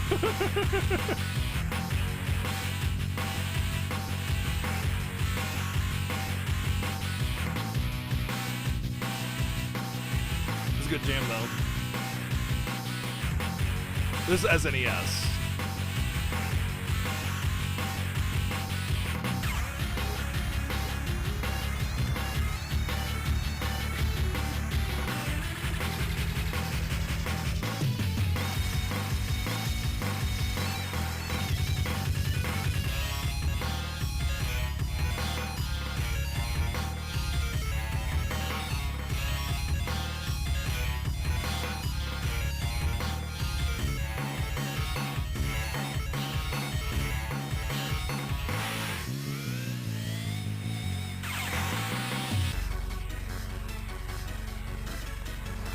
And there's the loop. There's the loop. All right. Close some of these out. And Tigrerneth. Oh, Rion. Real classic here. Oh, God. Oh, this is unfair. Yeah. This is just cheating, Rion. That's just cheating.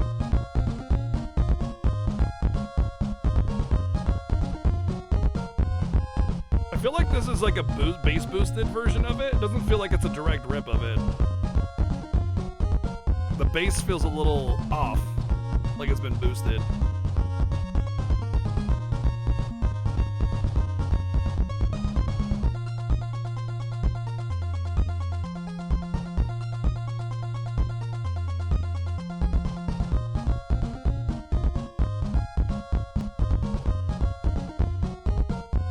Yeah, let me see if there's a different version of it.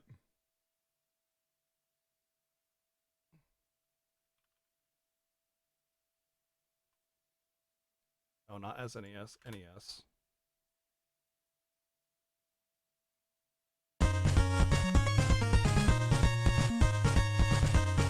This feels like a much better version of it. There we go. Yes, now we can jam.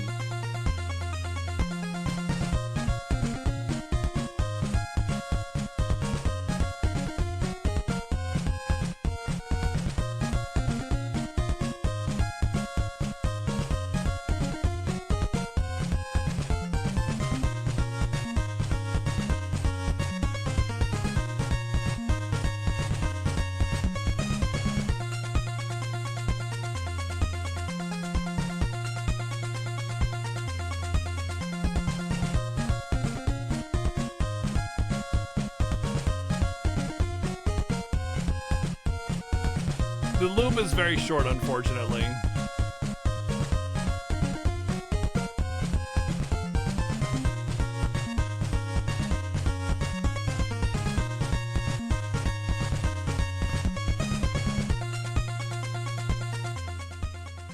Hey, you guys want to know something funny? One of my little Stream Deck things actually plays that. Well, actually, it doesn't play that one, but it does this.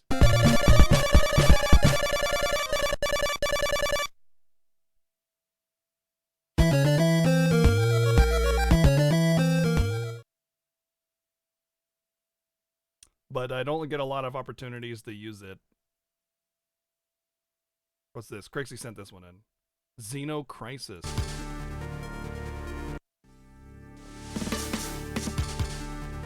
Oh, that's a lot of tracks. I can't play 50 minutes of this.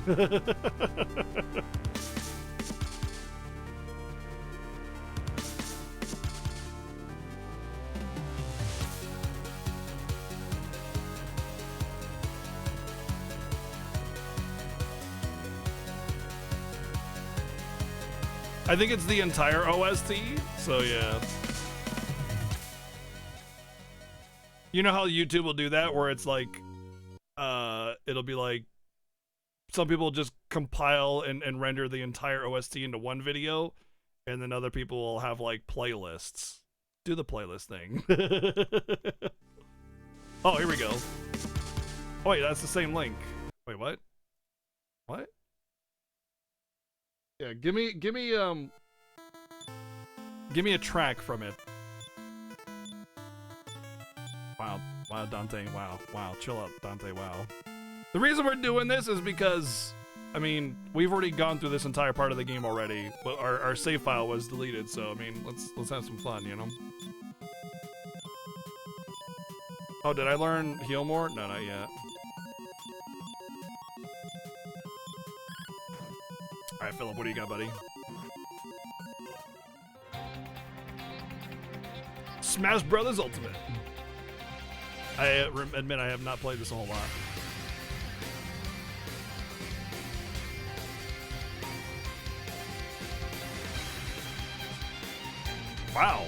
Wow, this is actually surprisingly... I was just expecting just another Smash track, but this is really good.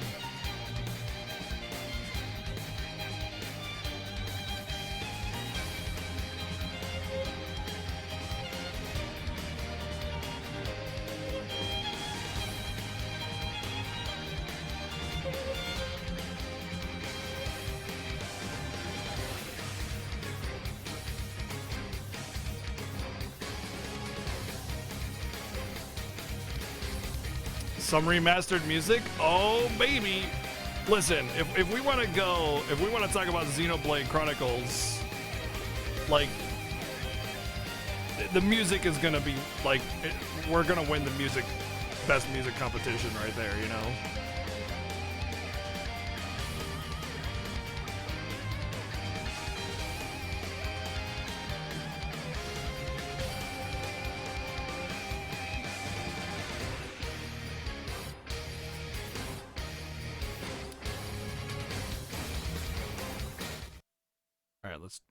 Let's move on to the next one.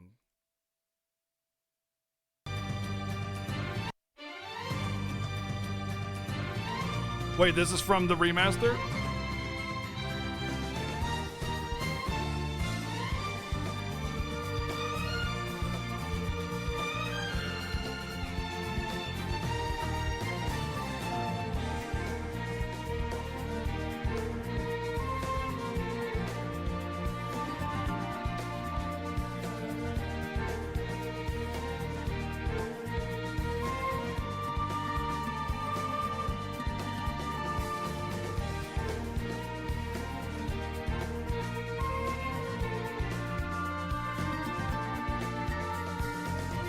Right, exactly. I'm trying to talk, but I can't.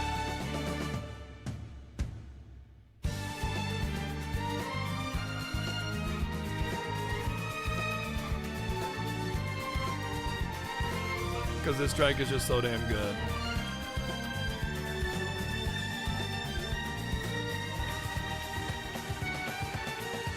Yep, it's the exact same track, just higher quality. That's the way it should be done. Holy crap.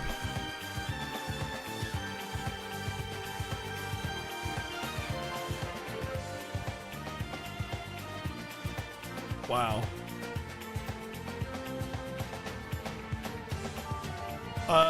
Mitsuda and shoot, what's her name from FF15? Worked in conjunction for the OST for this game. Shimamura.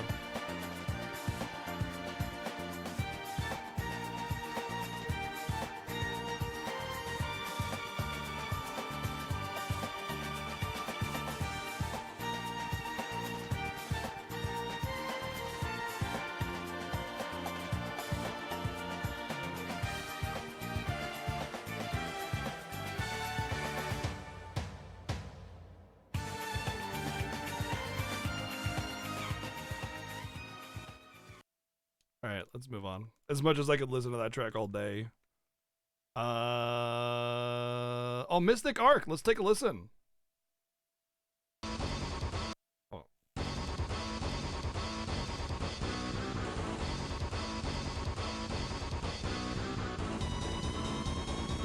This is the Seven Saga sequel.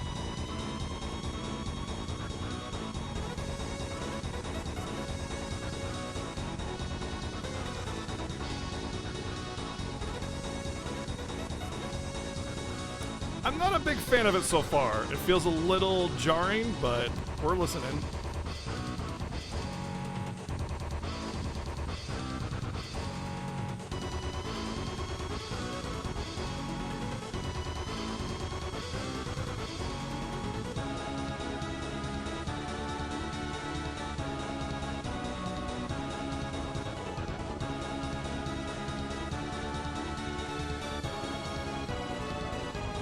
I feel like the main melody, like the guitar melody, feels a little like off kilter a little bit, you know? This is good, nice. I like this part.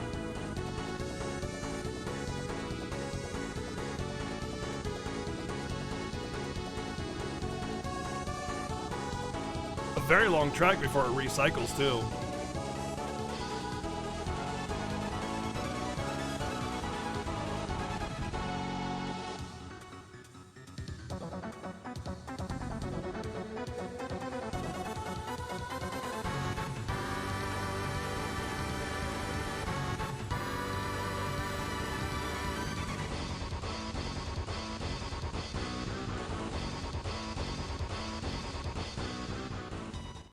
I feel like if they had stuck with the audio aesthetic of the back half of the track, it would have been better. Genesis era, let's check this out. Contra hard corpse. Ooh, wow, that's an interesting sound for a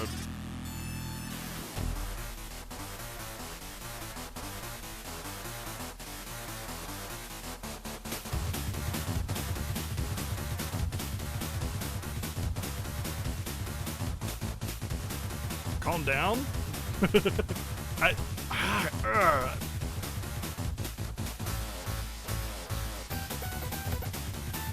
That's better.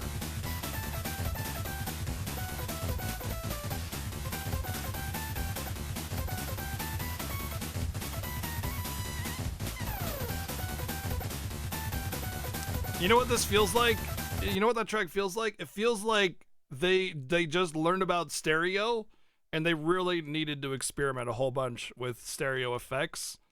It's a little grating. Yeah, that intro was like to me. I wasn't a fan. Sorry. Let's see what we got up here. Ryu. What's Ryu?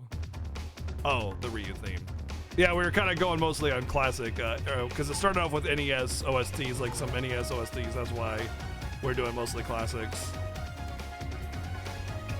Oh, nice! It's actually a Street Fighter theme from Smash Ultimate. That's cool.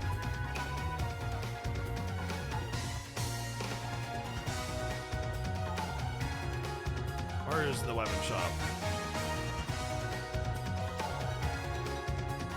This shop deals in tools. Really? How come you're not there? That's cool. I like that. How it is the original Ryu theme, but different. Since we're doing old ones, yeah. Typically, we're going with older stuff.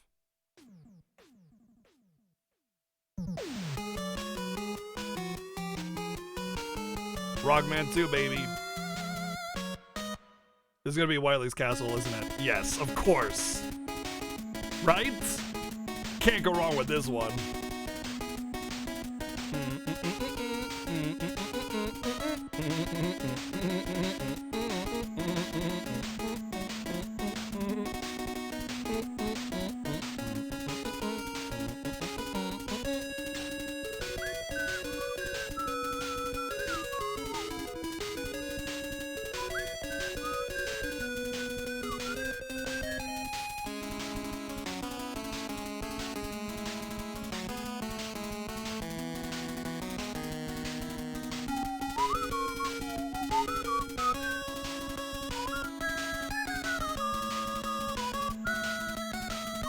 Kitty, please.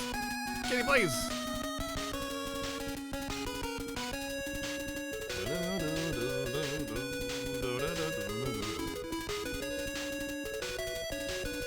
Kitty, please, not right now.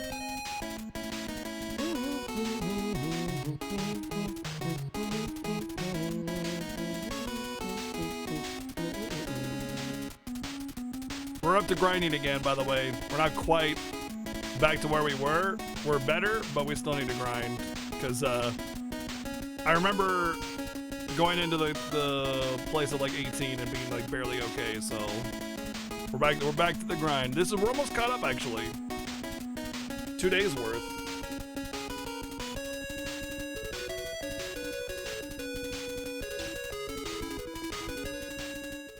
Alright, let's move on to the next one. What do we have here? Kitty, please. Barakus. Top Gear intro theme. Hold on.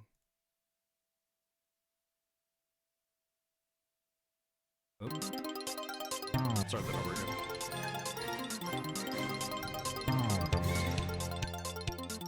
Hey, Captain Joe, thank you for the new sub. Welcome in, dude. Enjoy your emos, my friend. So earlier today, our save file corrupted, and we're just re-going through everything all over again because we've already done this, but yeah. So we're kind of redoing everything.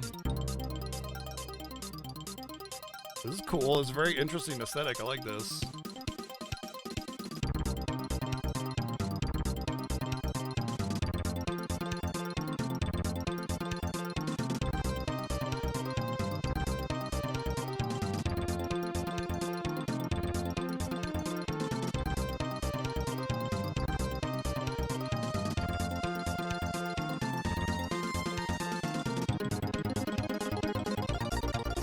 Nice. What is this? NES? That's a little impressive little effect for the NES.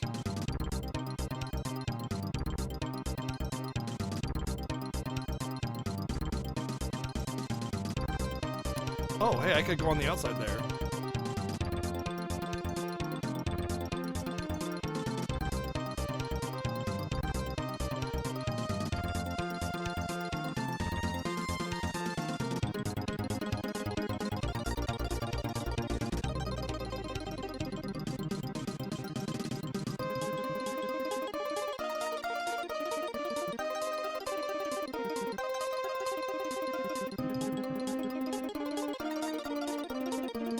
Hey buddy, what's up?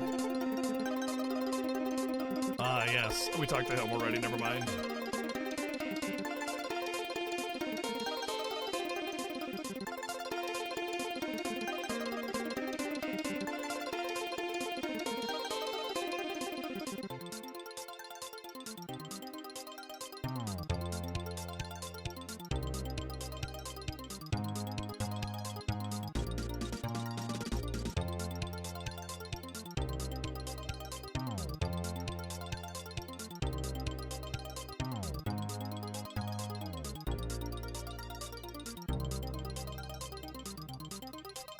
That was, this track is still going, too. I think it's about to loop, yeah. That was a good track. I like that. That was a very interesting aesthetic. I've never heard a track like that on the NES before. Let's see, we got, Jacorius from an overlooked gem. Oh, Zombies Ate My Neighbors? Dude, this game is so good. This is SNES. I love this game.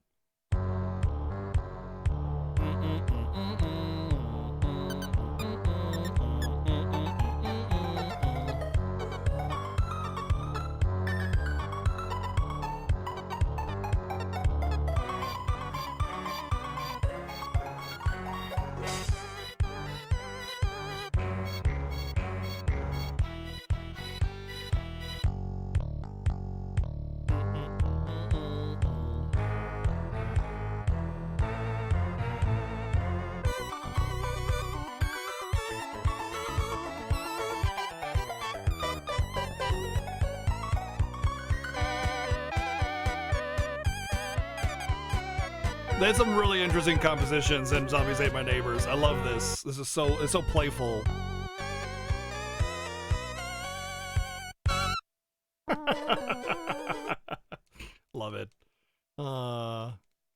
RPG chicks. There we go.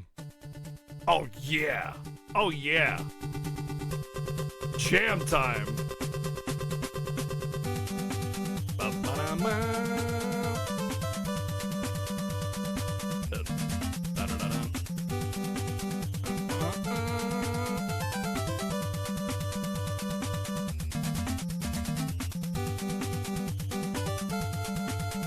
Oh no!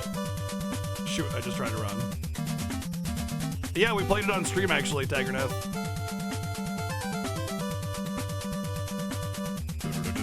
No, don't! Damn it! Stop trying to run! I want to get myself killed.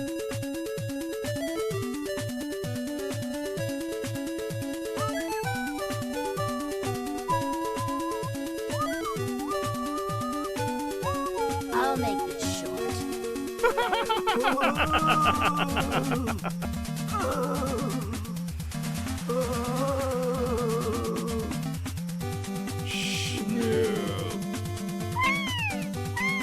Thank you, Papa, for the $9.69 donation. Please check out R-Type SNES OST. I think you'll like it. Did you have a particular track you wanted me to listen to? And I did play R-Type on the SNES, so I am well aware of its great OST. From my memory, anyway.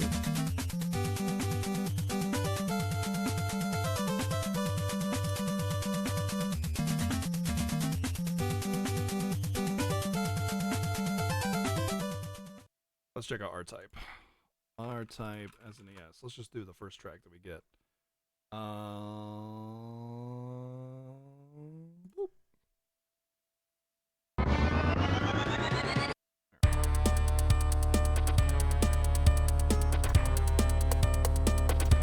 You are unprepared.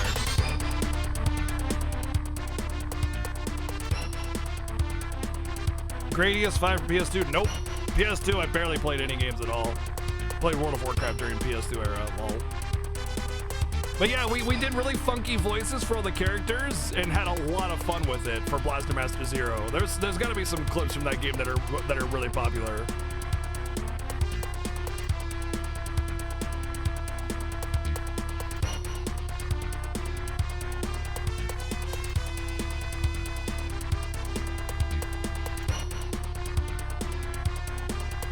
There's a track called As Wet as a Fish.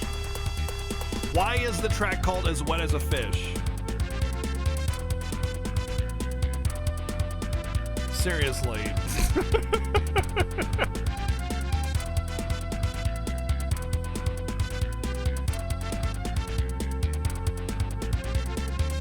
I dig this. It has like this vague Capcom Mega Man kind of feel to it, but like, well, it's like almost like someone was trying to emulate that aesthetic, you know? Right? Dude, this feels just like Capcom.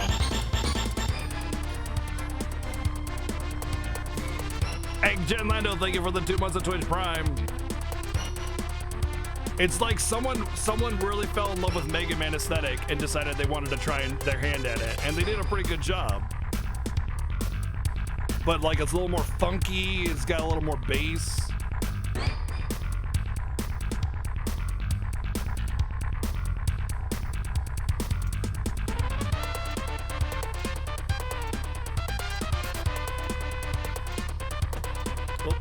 I want to see this As Wet as a Fish song. Oh, this is definitely like a water level.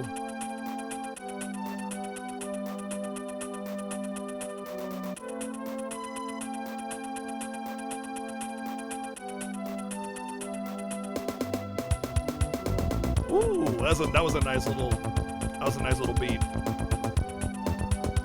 Very funky.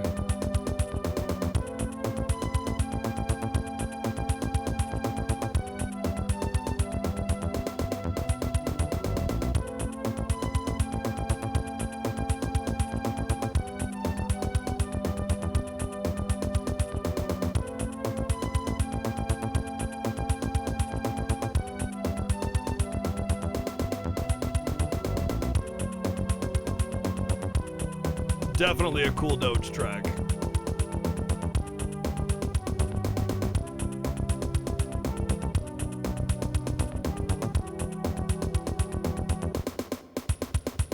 Oh, God, I love that.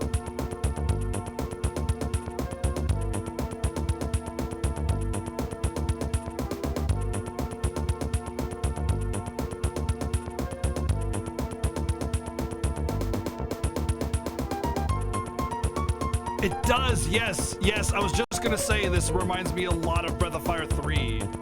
Yeah, Breath of Fire 3 was very funky too. But that's what I mean, like that vague Capcom feel, right? It feels like Capcom. But it's not. It's not Capcom.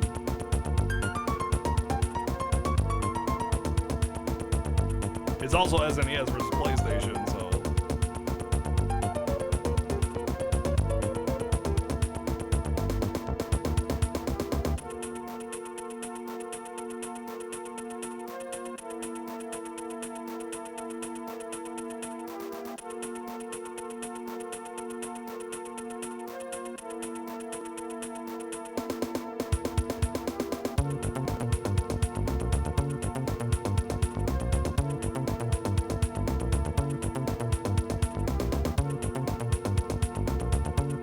I think we'll go until 15 on Molo, and we'll see where we're at and try to go to the dungeon.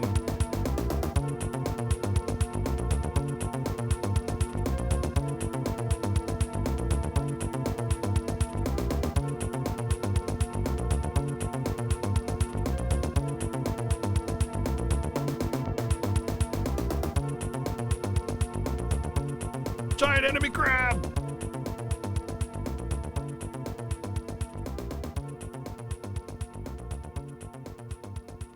Alright, Power Rangers SNES.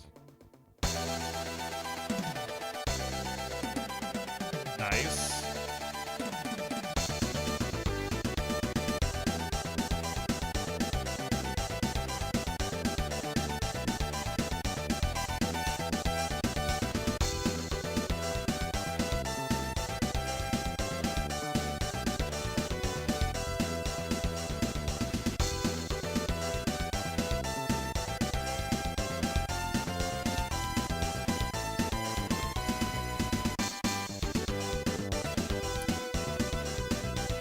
I'll be right back.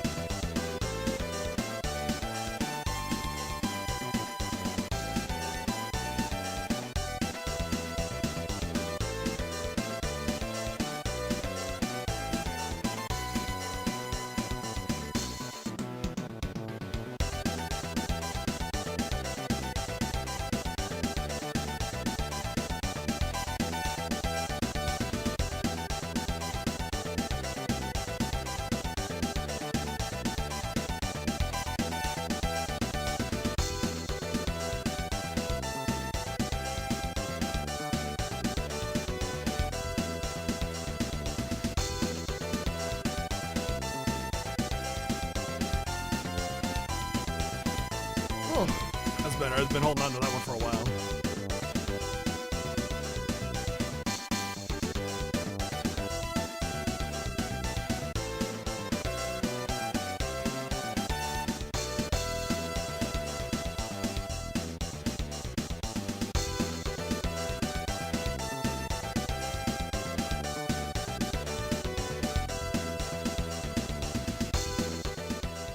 All right, we got a Castlevania NES.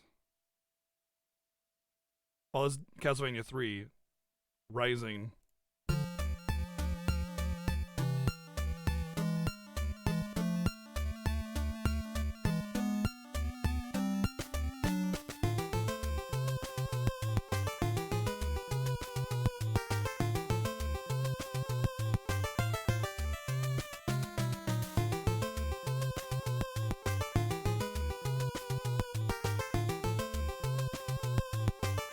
Chill Jam.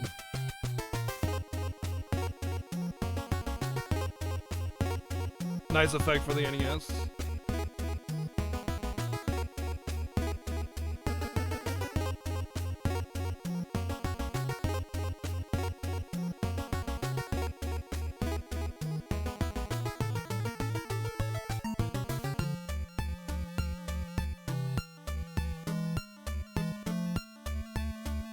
It's a good effect for the NES. It's very, it's not just like blip, blip, blip, blip. It has a soft like blip, blip, blip, blip. You know, it has effect to it. It's not just, it's just a hard note. You know, it's good. Yeah, it's echoey, apregio. Yeah, echoey was the word I was looking for. I didn't know the terminology for pregnantio. Uses 2 sound channels. Yeah. Because you can't make that effect normally on the NES, so you have to be really clever. All right, play this after Castlevania Rising. All right, let's do this.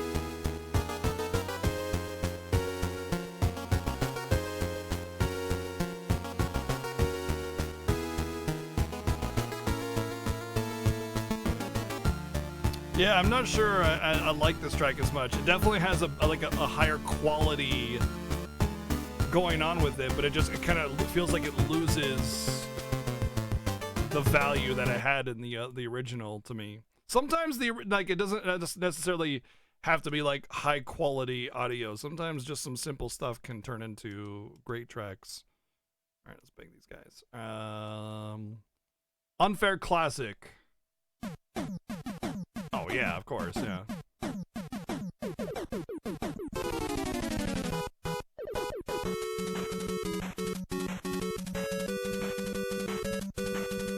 All the Mega Man tracks are just so good.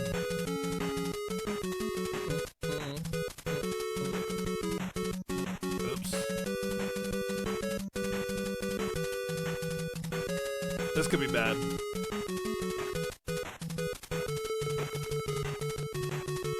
I didn't get a bang out because I got a double input, so that sucks.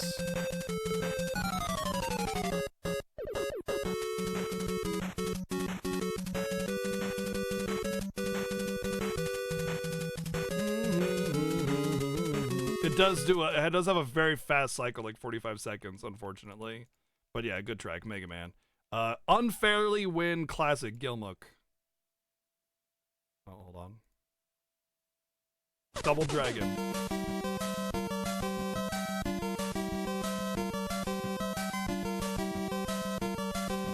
Uh-oh, I'm dying.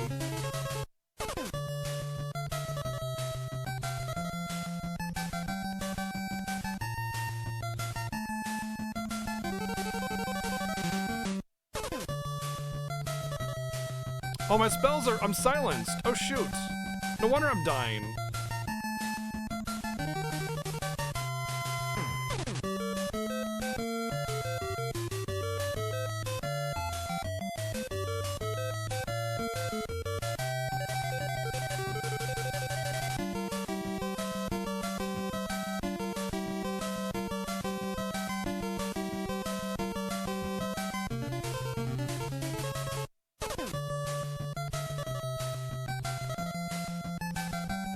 Also a quick cycle, 55 seconds. But yeah, Double Dragon, fantastic, of course.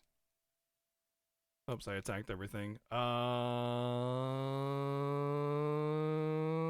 Good Xenocrisis track. Here we go. Oh, hold on. Oh, hello. Genesis? I'm guessing Genesis?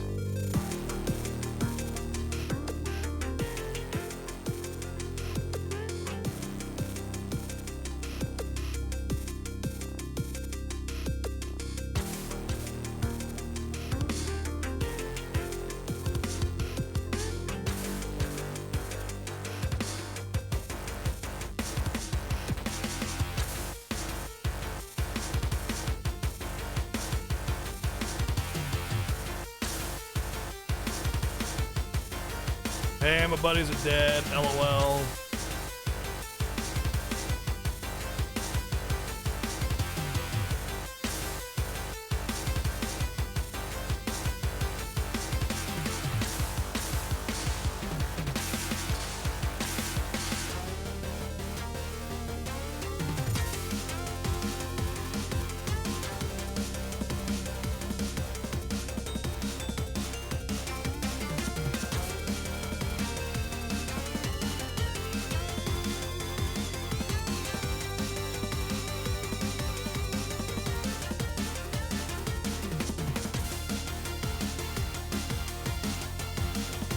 This track has a lot going for it. This track has a lot going for it.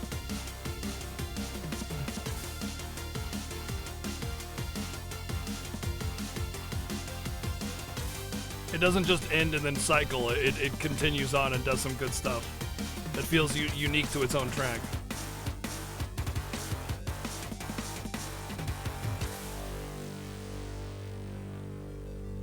Yeah, I like that. That was good. Good track, good track. Something from RPG Chick. Oh, a classic.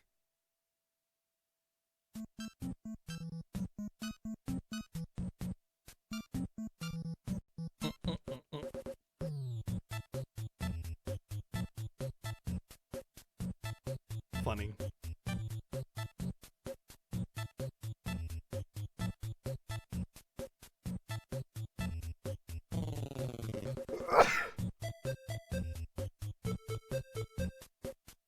Oh, cool. They all resisted my banging. Great.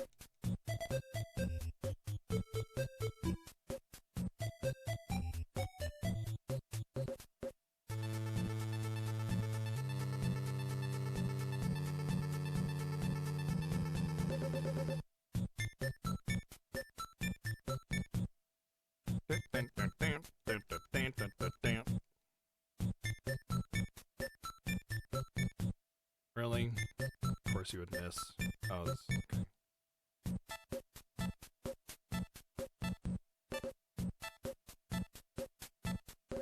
Oh, yeah, play Dr. Mario music and then I sneeze.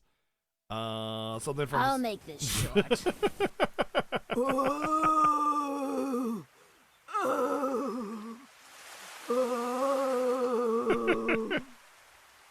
Shnoop.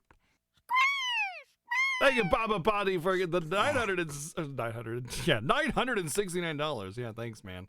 Thank you for the $969. Castlevania 3. We're gonna hit the Cyberventure link first. Adventures of Bayou Billy boss theme. I played this game a lot, and I don't remember anything about it. So Bayou Billy, yeah.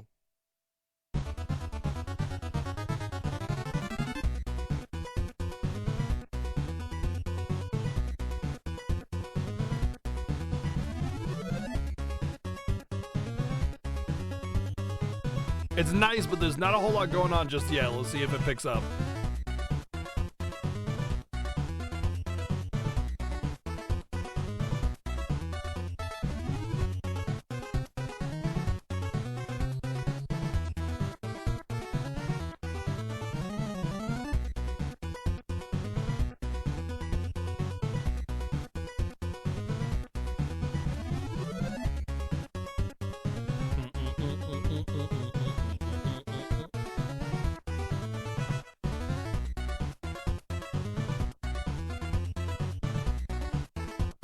I'm not overly fond of this track. It's like, it's not as bad or anything. It's just simple and repetitive. It's almost like the Battletoads boss theme where it's just like, just kind of repeat the same thing kind of thing. But it's not like it's bad. But it was just, yeah, it was nice. It was nice. It was nice.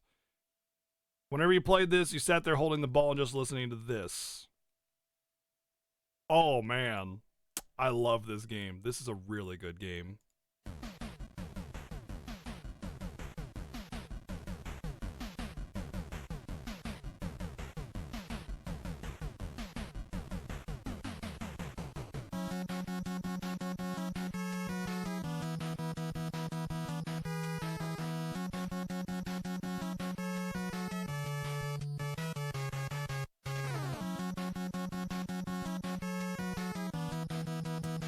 not letting me copy this.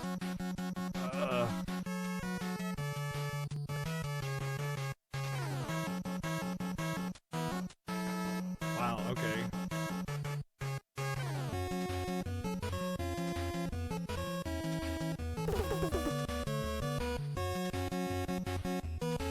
That If you guys ever wait, Super Dodgeball is Super Nintendo, right? Or is this NES still? It sounds like NES.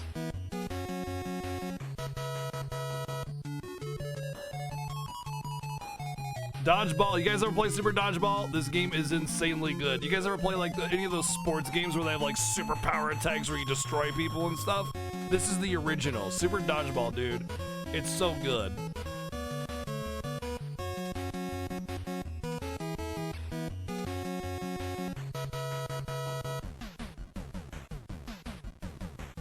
The NES one was the one that was fun. Unlike the Power Glove, which is very bad. Yeah, so bad, in fact. Alright, we got Castlevania 3, another one. Beginning level 1. Oh, whoa. Hello? Why did you guys not link this? Yes?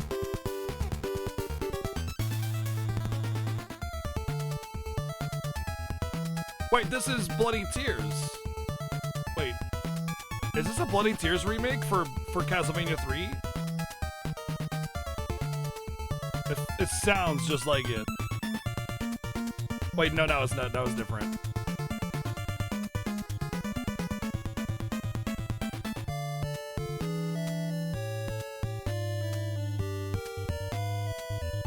This is a jam.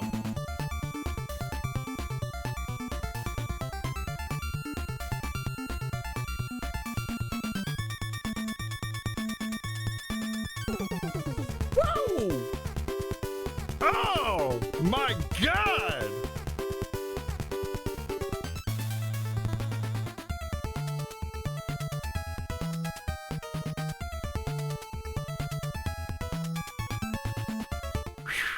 Yeah. I've never played Castlevania 3, so whoo! Jeez. Gunstar Heroes. I've never played this. Genesis game. Yikes. That's...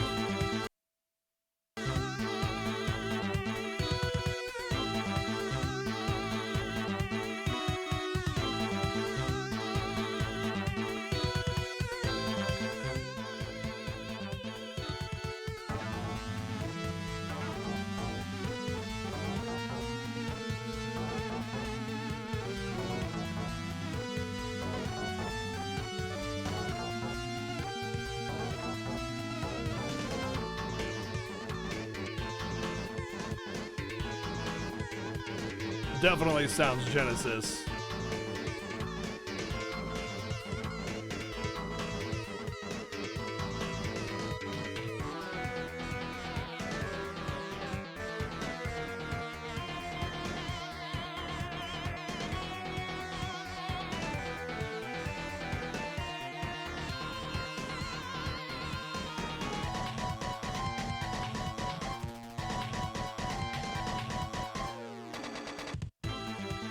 It's an okay track. It feels like it tries a little too hard and doesn't quite hit a lot of what it's going for in some places, but enjoyable. It's definitely not a bad track. I was like, let me set up these spells and we'll get a new one going in. This one will catch you off guard, says Dracorius. Oh, dude. Wait, I played RoboCop for NES, and it does in fact have good jams, but I've never played the Game Boy one, so...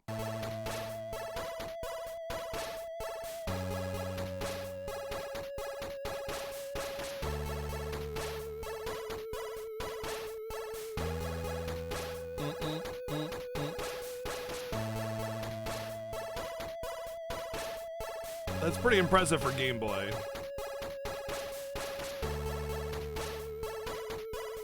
Oh, it was, Dude It, sorry, green name. Got confused.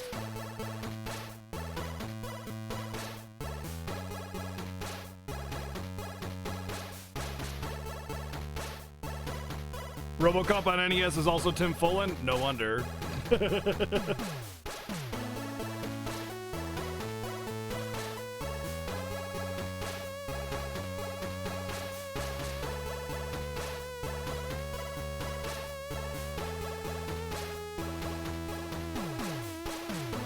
Wow.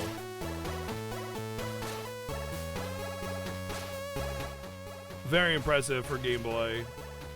It's a nice chill jam too, and it's going for a while too before it cycles.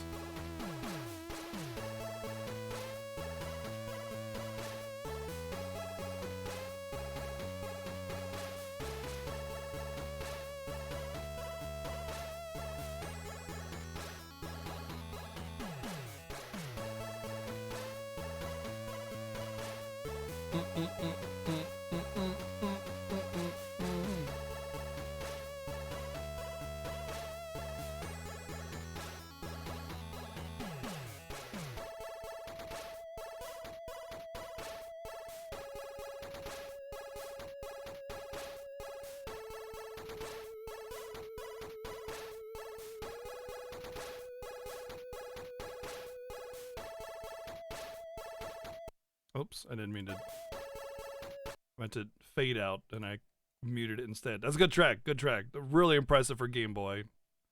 Something from Baraku. Oh, pfft. Yeah, alright. This is actually cheating. Alright? This is actually cheating, just so you guys know.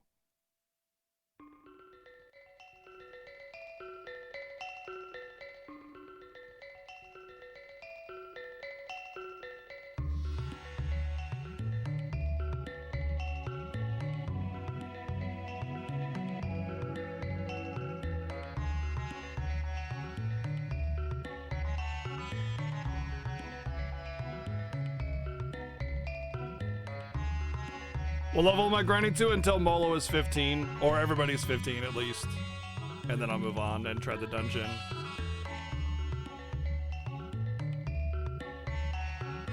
I don't remember what level I was before my save file got deleted. Does anybody know? Does anybody have can anybody check the VOD from last week to see what level I was before I died? Or before I saved and my file got deleted? Yeah, I lost my save, yeah. This is a brand new save we started today. I turned on the game and it said, da da da da da da da, we lost the save file. Smile face.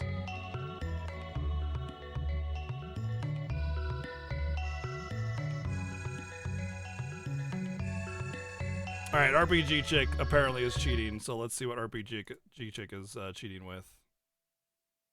I have not heard this, actually, so I don't know. I've never played this game.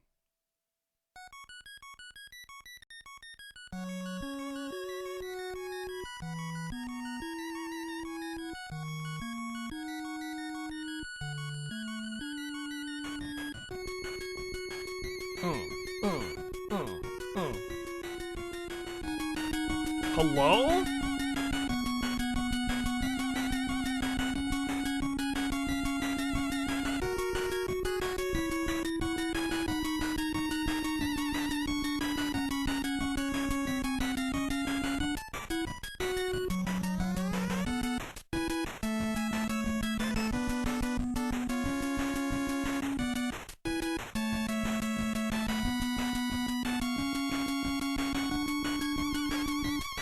Rob Magic, nice.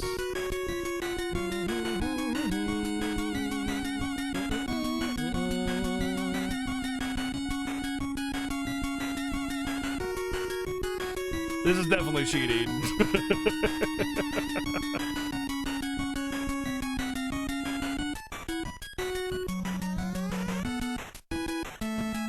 I'll make this short.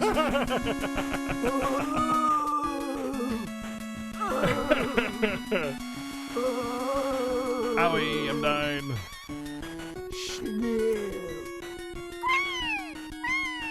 Thank you, Papa Potty, for the $9.69 donation again, man. And this one's for Castlevania 4.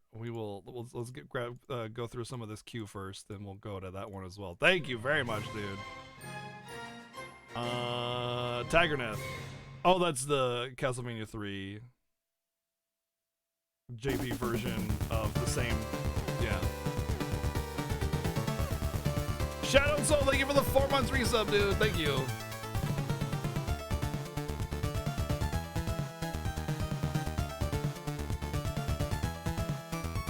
I don't know what it is about these versions. I don't know. They feel like...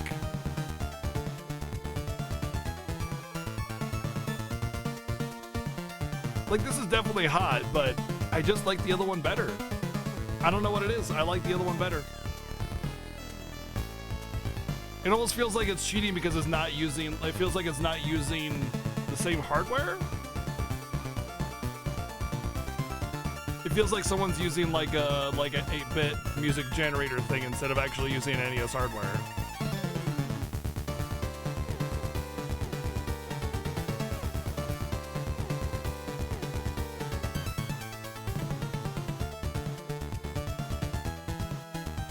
It has an expansion chip in the cartridge. Oh, okay, I see, I see.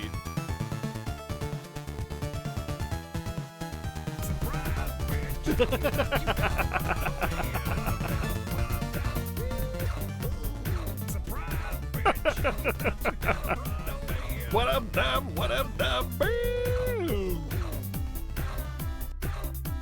Very nice. Ow! Ow! Ow! Ow! Thank you, Craigsy, for the $26 donation. Thank you very much. That's a vote to Shadow Hearts 2 there. Thank you. You want to hear this again? If it's one we already played, then... Oh. Nice. We definitely heard this the other last week. Oh my god. Nice. Nice touch. One of the 3 versions of the theme for Simon's Castlevania.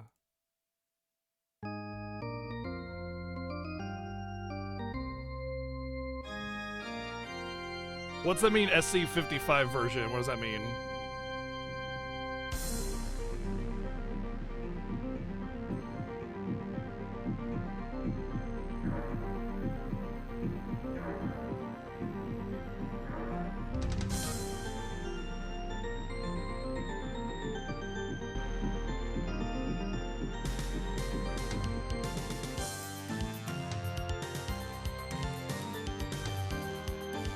You already have how many hours into freaking Persona 5?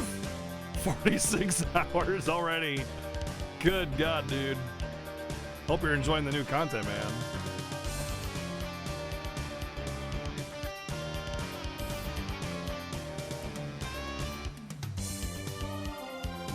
Let's save it really quick. I like this track, it's good. I don't know if it's like an actual console version. Like, what's this from? Is this like, does that mean SC55 or whatever?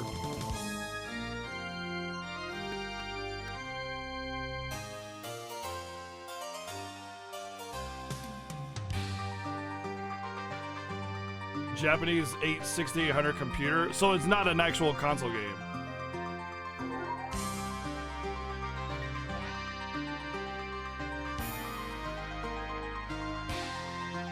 I feel like that is kind of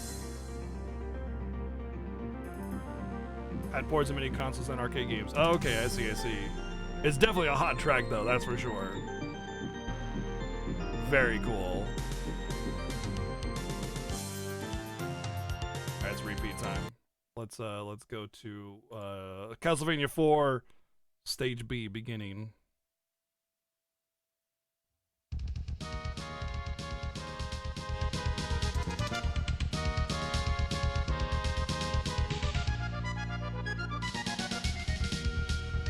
This feels like a remake of the Castlevania 3 theme for the first level, right?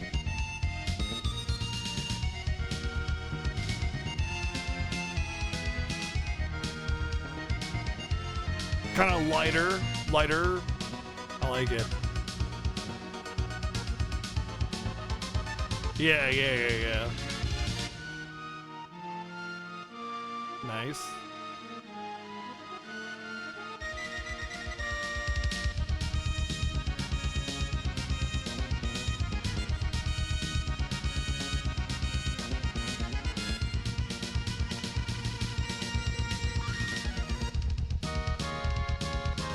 I dig it. I dig that one a lot. It's good. That's good stuff. All right. Apparently people are cheating again. Getting lost entirely in the game, killing themselves. What's this? Oh, Sim Ant. That is something I only played very briefly. Maxis? Oh my god, there's a name.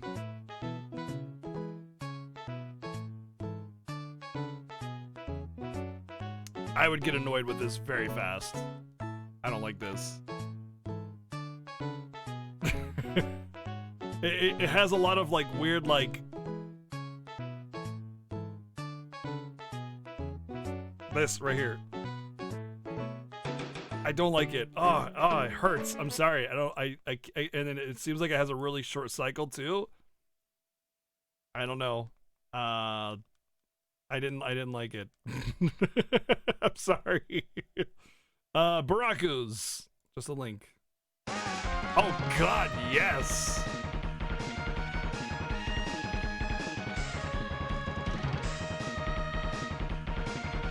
I mean, Mega Man X is also super duper cheating.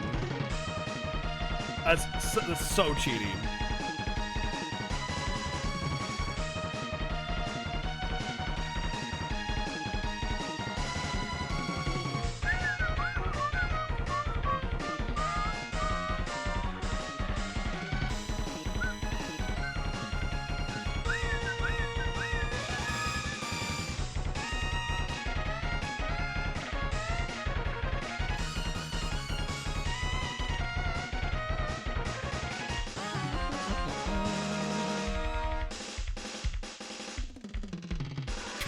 God.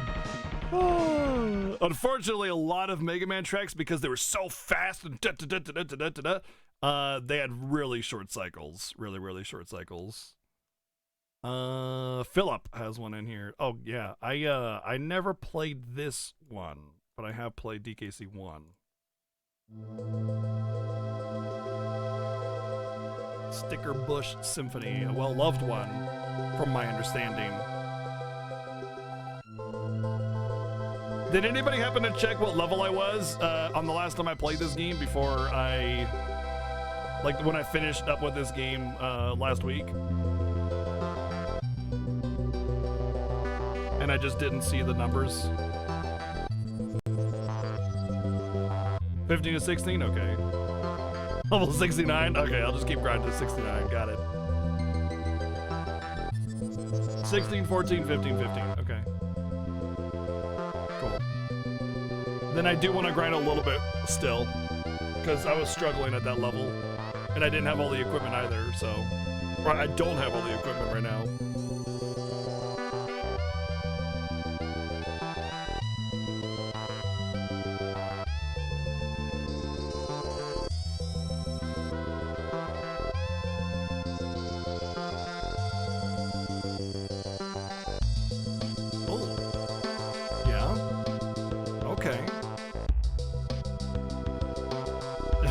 This is funky. It's not porn music, it's funky.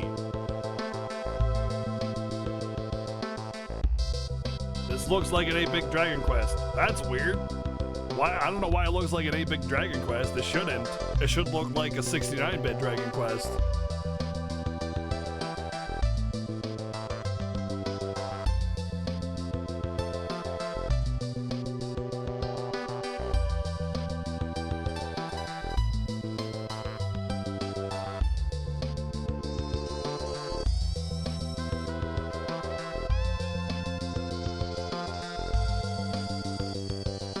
I dig that track. I can see why it's well loved. It's got a lot going on for it. It's very funky too. I dig that. All right, RPG Chick apparently is cheating with this one. Oh, I have played the ever-living hell out of this game back as a kid. I played this a lot. I love this game, but it's super unfair and total bullshit.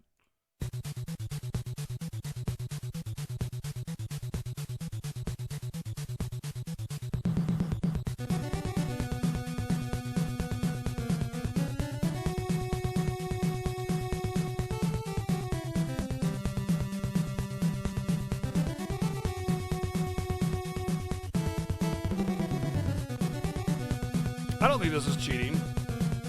It's a good track, but I wouldn't say it's fantastic. It's definitely got some nice jam to it.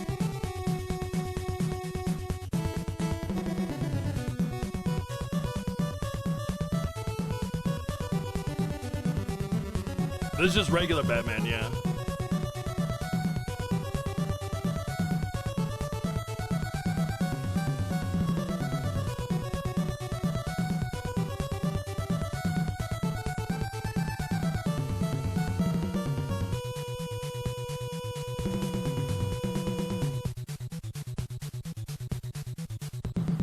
By the way, we spent 16 to 20 hours getting to this point in levels, and we've gotten back to that in 6 hours.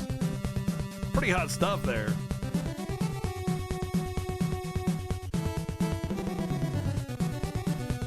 Oh, it uses the NES chip very well. And what I'm getting at is some of it kind of feels like they're trying to rush to finish the note, and they just kind of like matches up incorrectly a little bit on some of the tracks, or some of the parts of this track rather.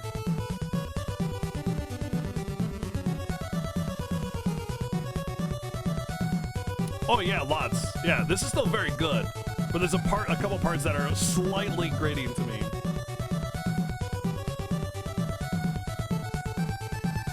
Maybe it might be because it has like an echo carry effect, and that's what makes it sound like that, perhaps. Well, we've been listening to a whole bunch of NES music.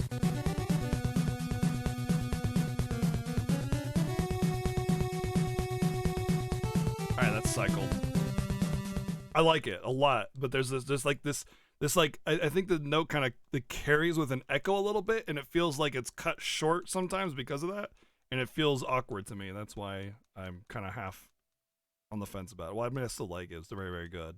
Nostalgia too, because I played the ever-living heck out of that game. All right, second one that RPG Chick apparently is cheating with. Journey to Silliest. Well, that's just my stream. It's all silly over here all the time. Honestly, I think if you link a track that's really good from a game that's not very well known, I think it's the opposite of cheating, honestly.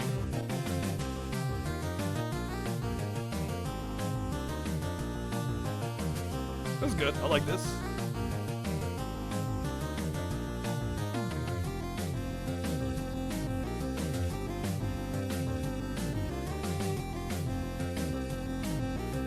I'm dying, Smile.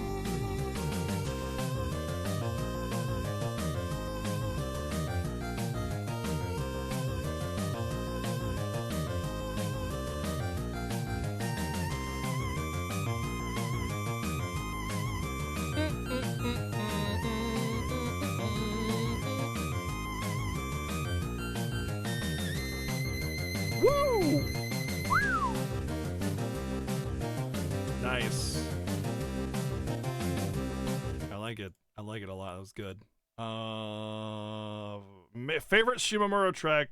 I'm not gonna do the Kingdom Hearts 3 thing because I haven't played it yet, and spoilers, I don't know. But I'm going to avoid clicking that one. But it's also nice to know that Shimamura did Kingdom Hearts 3 music. I'm sure it's good. Because I might be playing Kingdom Hearts 2 pretty soon, which could put Kingdom Hearts 3 on the table, by the way. Oh, Streets of Rage 2, yo. Let's go.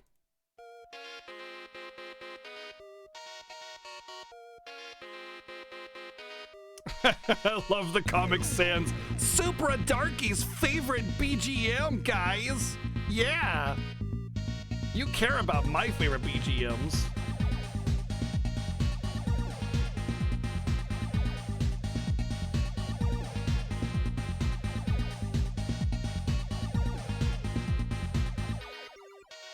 All right, I'm gonna catch up to what's currently in the queue, and then that's it. That's it. Because I'm gonna have to stop soon to play the actual game, because I'll be back to where I was. So I'm cutting it off at DP. After DP, that's it. That's it for me.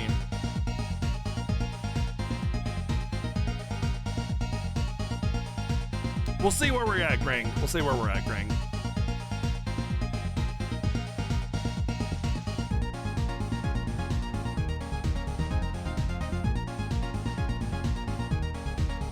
I feel like this track would be a lot better if I were playing the game, you know? Like if I were in the game, it would just be that much better.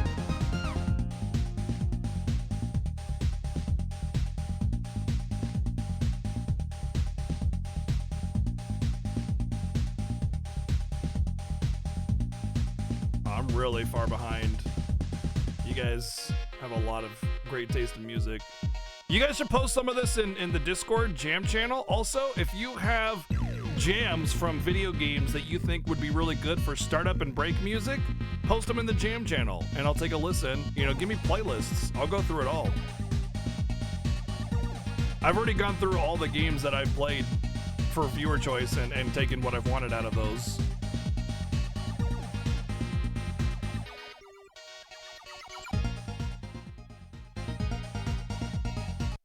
What's the next one? We got from, this is not DP's last one, but his first one. This doesn't feel as good as the Wily 2 or Mega Man 2 Wily.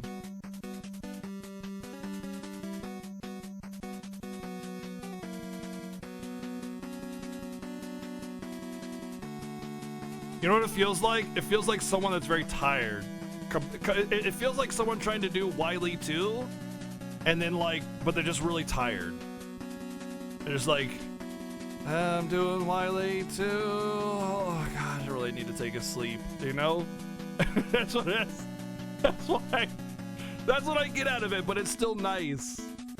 It's really nice. It's still like that Wily Capcom music and Mega Man and everything. It just feels like they need a sleep, you know?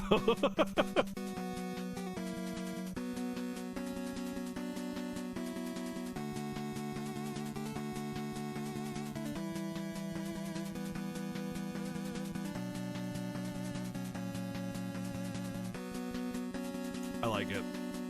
The unfortunate circumstance of Mega Man music, though, is that it repeats very, very quickly. Oh, baby! I love me some Secret of Evermore. I freaking love this game. It's so underrated.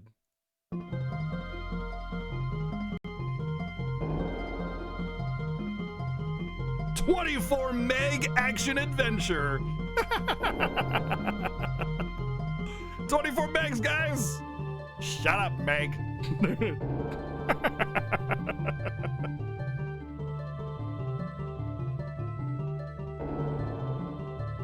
What do you mean when Secret of Evermore has music? Yeah, that's true. There is a lot of dead points, right?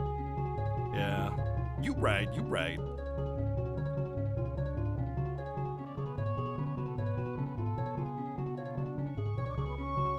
Ah, I love Secret of Evermore.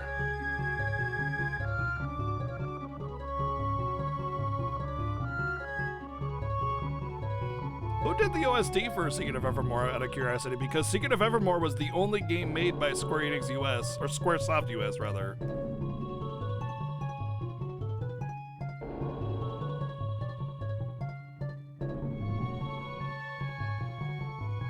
You never played Secret of Evermore? It's like Secret of Mana, but better. Honestly, it really is. Much less buggy and just a better game in general. Baracus. I know SimCity 3 has some amazing jams to it. SimCity 3 has great jams. This is SimCity 4.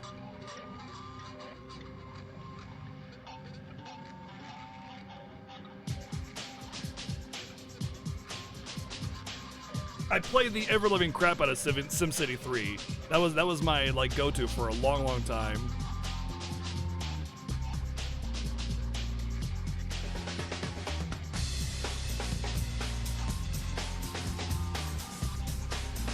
It's like drum and bass kind of stuff.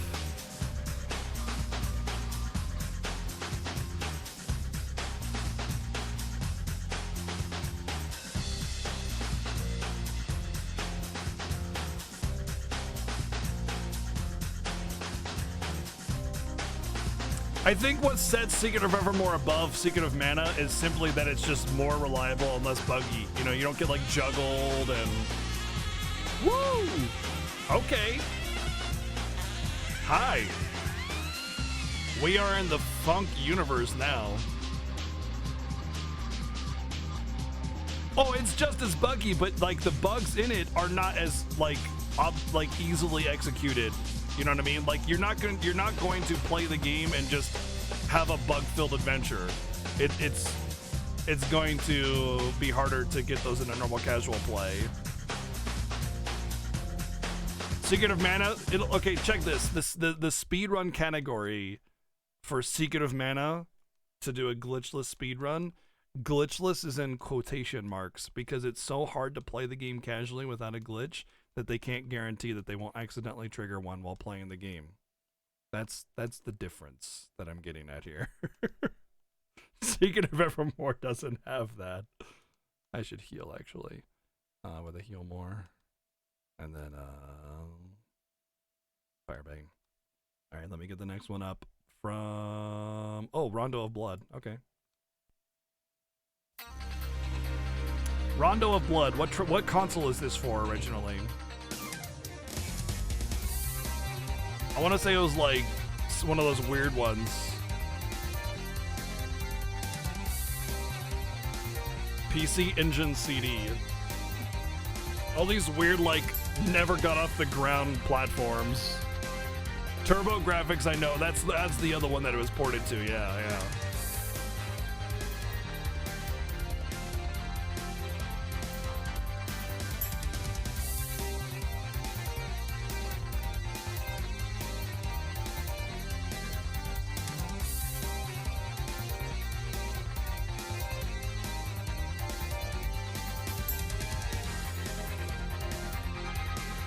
PC Engine and Turbo Graphics are the same thing. Oh.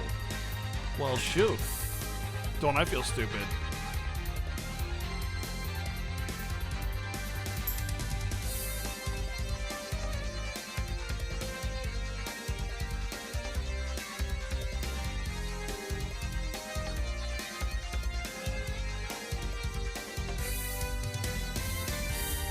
Nope, never played. I never even touched a Turbo Graphics. I don't even know what it looks like.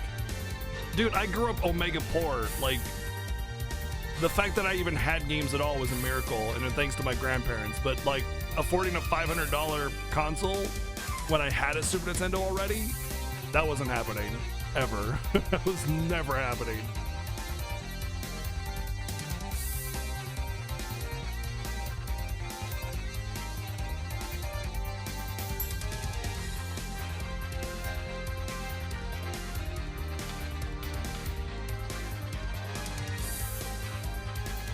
I like this. Good track. It's got some nice melody to it. This one is amazing from Dude It. Let's do it. Pluck. Okay.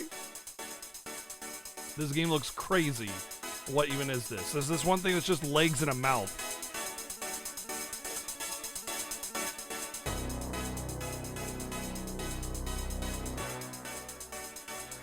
Also Tim Fullen. Okay.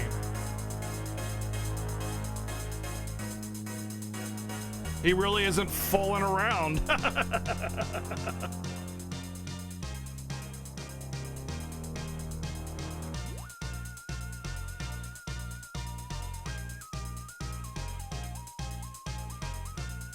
You got TurboGrafx 16 for $30 because it was unpopular? Really?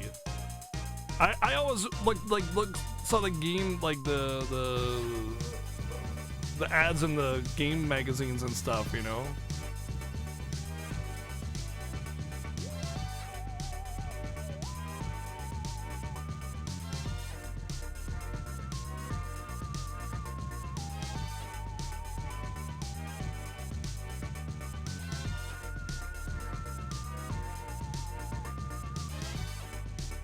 Really like this, really a unique jam.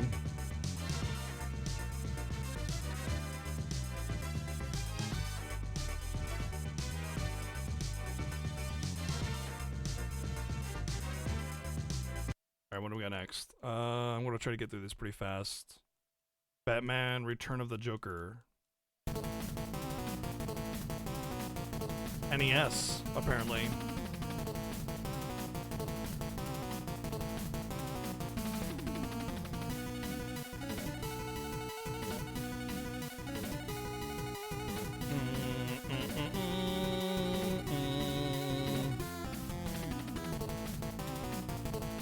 Sounds familiar. Sounds like I heard it in another game before. 15-second repeat though, unfortunate. Pretty nice though. I liked it. Boop from Decorious. Guardian Legend? I've not heard of this.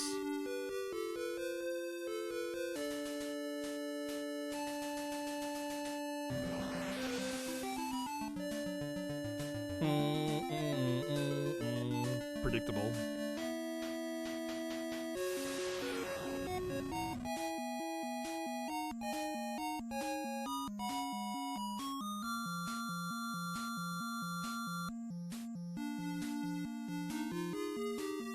Oh, it's no, okay. It has a vague Master Blaster sound to it.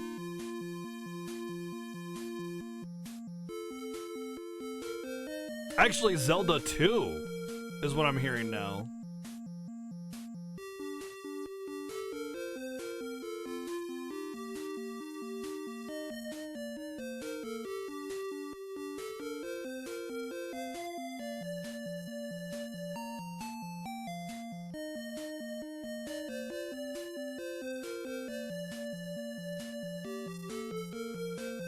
This is a good track.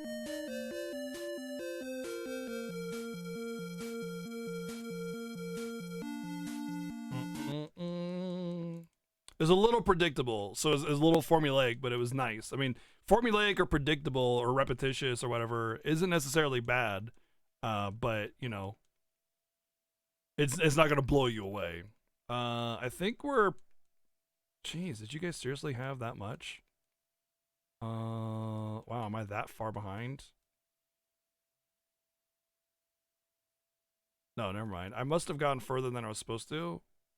Oh, here we go. We got about 3 or 4 more. Okay, Slay and Asher, all over the place for an NES track. Oh! Man, there's so much you could have linked from this.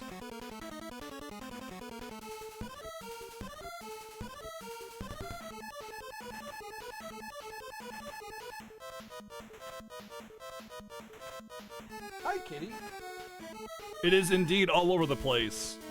It doesn't seem to stick anywhere for very long before it goes somewhere else, does it?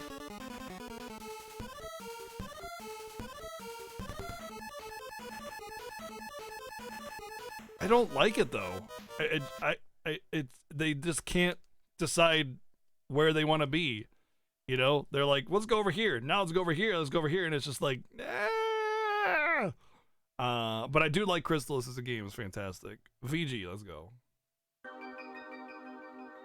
What? What is this game name? Lost Bible 3? How do they have 2 games before it? This feels like your typical 90s jam though, that's for sure. Like, I feel like I should be watching a 90s anime.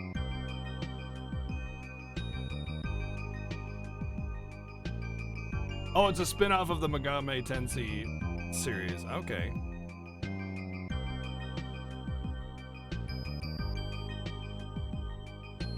I thought it was like Bible Adventures for the NES or something.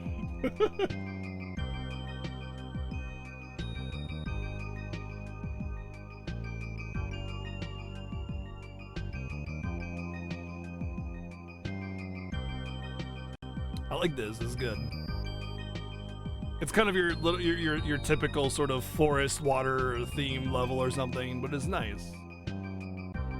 Got a nice little bass line going on. I dig it.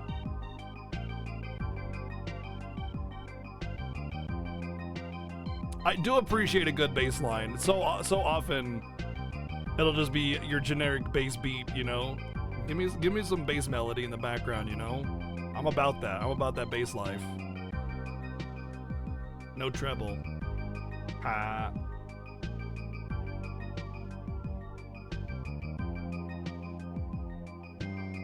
I like that. That's good. All right. Apparently, Rion is now cheating. Hey, it's my battle theme from Golden Sun. It says my name, so it must be my battle theme.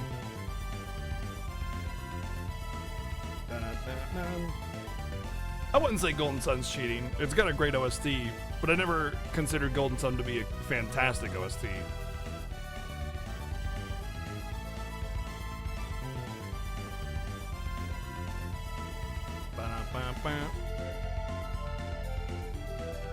Game Boy had a very distinct lack of RPGs. You ain't lying, dude. You ain't lying.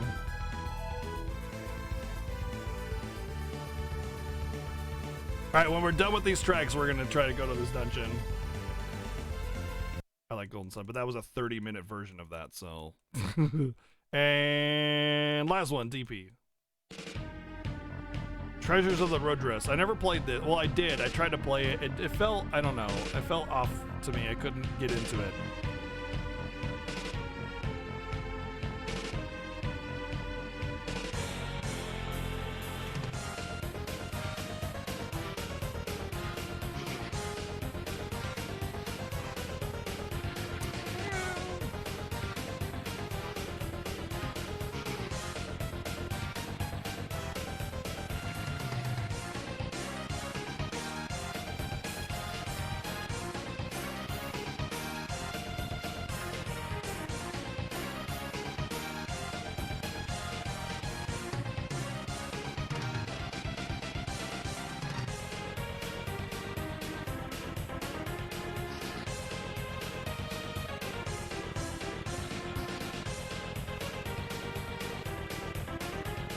Oh, and Hydolite NES soundtrack. There we go.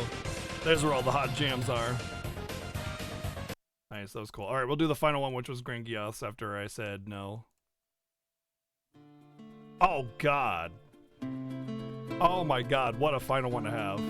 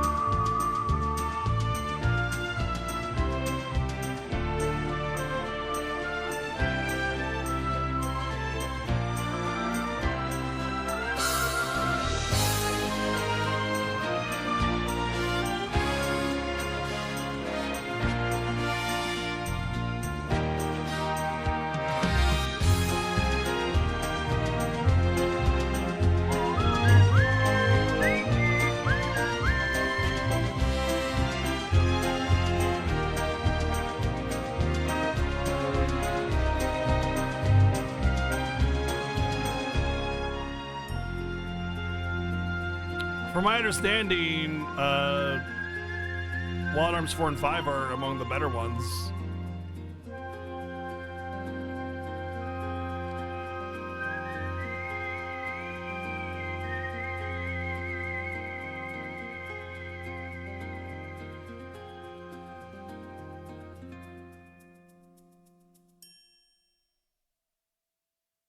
Wait, does it seriously have a whole 1 minute of empty?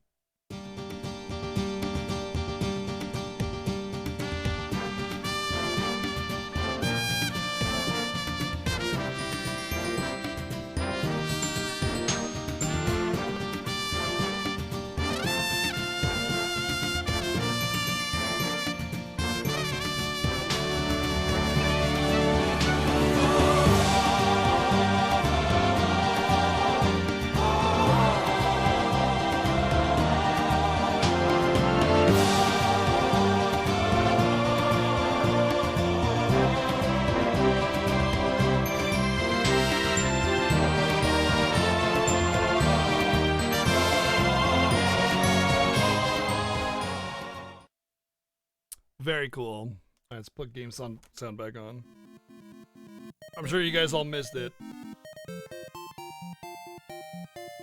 Thank you, everyone, for all the freaking crazy tracks. That was good stuff. Made that grinding go by real fast. Holy crap. Whoops. Man, that grind just gone.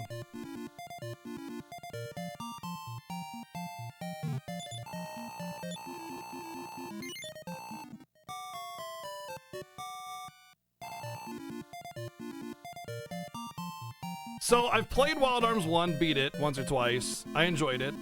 Definitely dated, didn't age super well, but still good.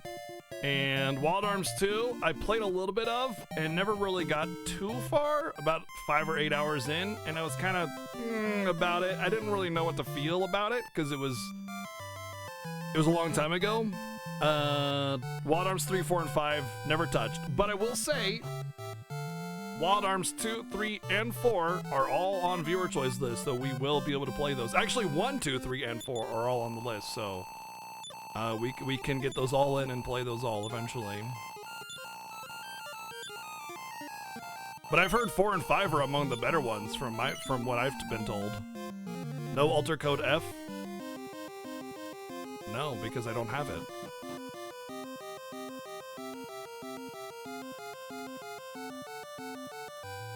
I mean, that's one person saying it when I've heard other people say otherwise. I don't know. You have Alter Code F and 5? Oh, well. 5 is among the more rare ones. I've heard Alter Code F isn't good, though. I've heard it's, like, laughable bad.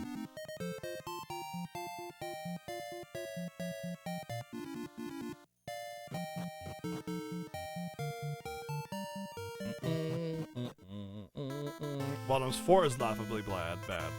Why isn't laughably bad? Oh, you know what? I need to buy equipment. Story is bad. All right, that's one part of it. That's just one part of the game, though.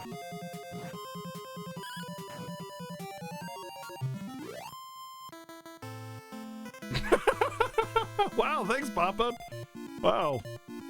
Yeah, I'm laughably bad, yet you're all still here. I mean, it's a good point, I guess. The combat's more like Grandia 2? Yeah, but Grandia 2 had good combat, so...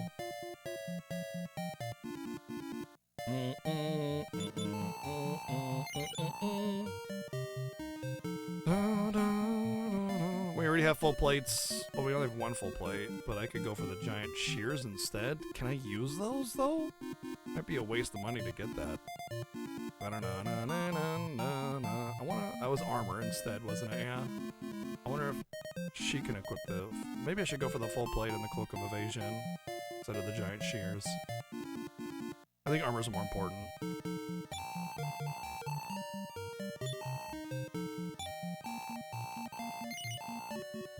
Hopefully this wasn't a waste.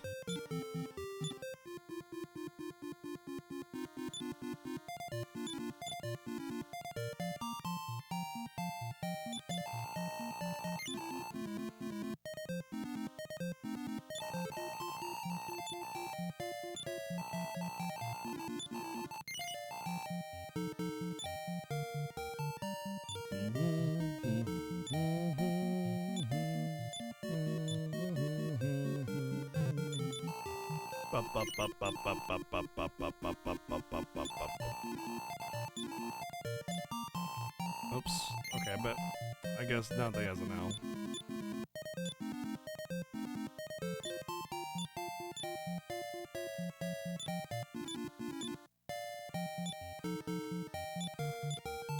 Probably better that way. Alright, let's sell what we got, see what we got left over.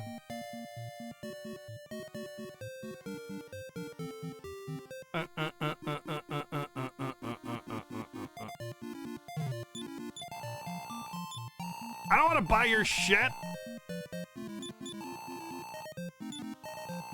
See what he's got. Nothing.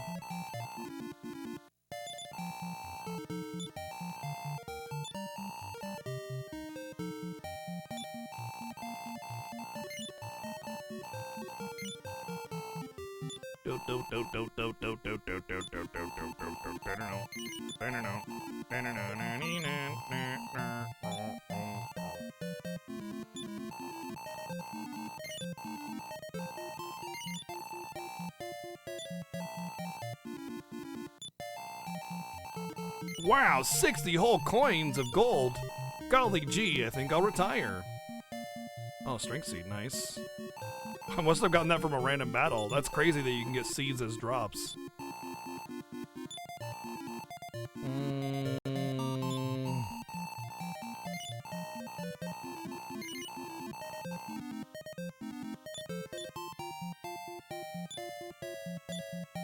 I'm gonna give it to Dante actually, because I feel like Molo has more utility and Dante smash, so like all he's going to do is smash. I never got a strength seed on my first time through this before my save file fell off.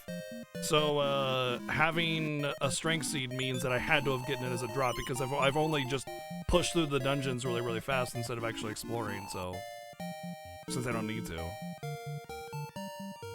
it has to have been. It had to have been a drop. It had to have been.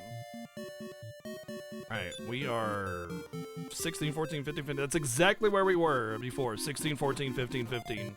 So we're 100% back to where we were, minus the progress that we made in the pyramid dungeon, which, by the way, was none. So, even though we went into the pyramid dungeon twice, we got our asses handed to us and had to go back, which means we are exactly where we were before. 2 days worth, done in a day.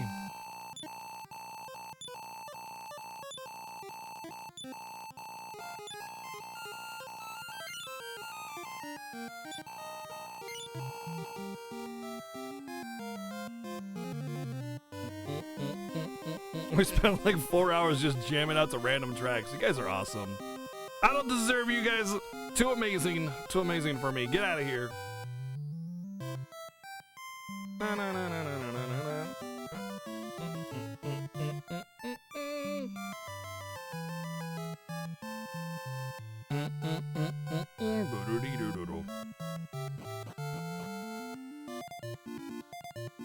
You said you weren't doing this Saturday. I think. What game do you have lined up? Resident Evil 3 Remake is our next game that we'll be playing. If my copy doesn't come in tomorrow, we'll be playing Romancing Saga as per our normal game 2.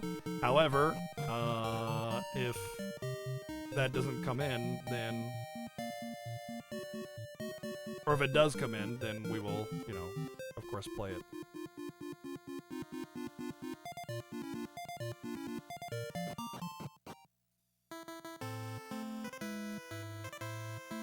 All right, we're going. Yeah, we're going.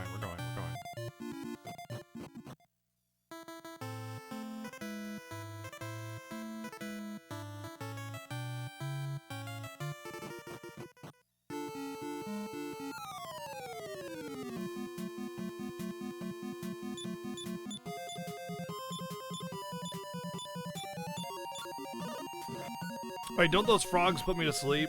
I should probably kill them first.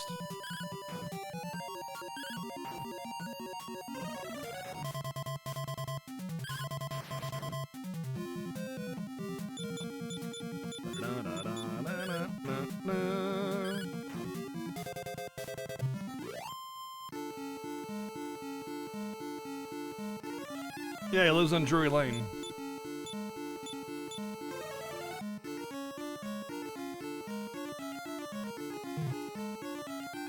Spend more time preparing and fiddling with this pyramid than we did in Pyramid DQ Builders 2. Man, oh god. I freaking, listen, right here. I have so much regret with how much I didn't spend in DQ Builders 2. I guess I should be lucky, to be honest. Did I get crit, or I think I got crit. Holy crap. I should consider myself lucky I didn't get too hooked on DQ Builders 2, but gosh dang, dude. I could spend all day in that game, and I'm kind of glad that I didn't get too hooked, but at the same time, man, what a good game.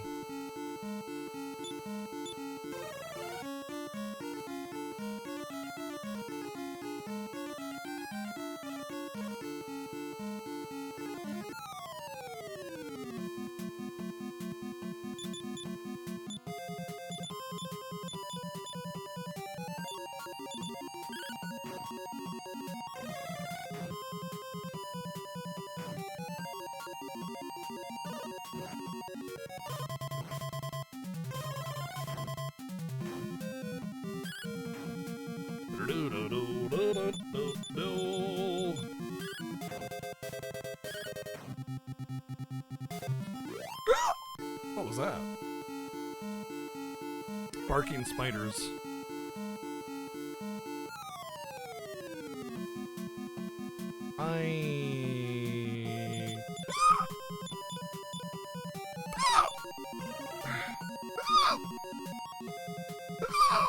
Stop it!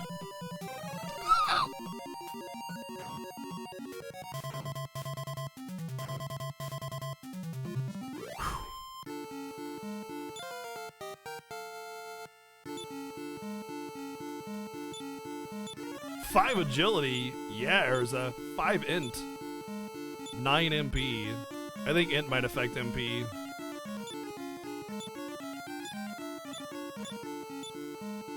She learned to wake. Full pterodactyl.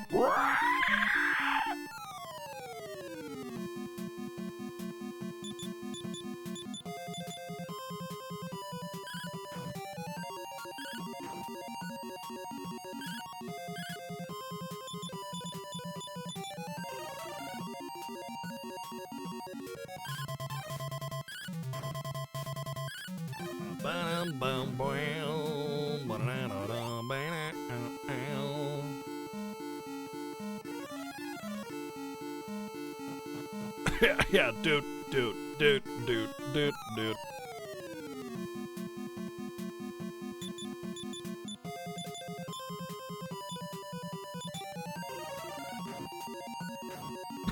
'Hiccups don't bother me too much. They don't hurt or anything. I know people have been really worried about the sound of my hiccups and they think that I'm in pain, but nah, it doesn't hurt at all.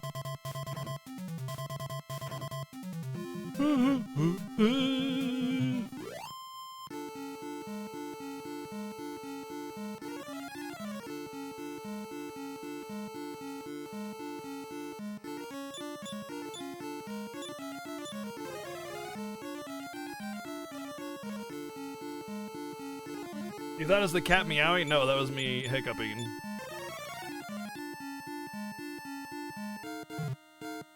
Don't I have such kawaii desu hiccups, guys? Tee hee.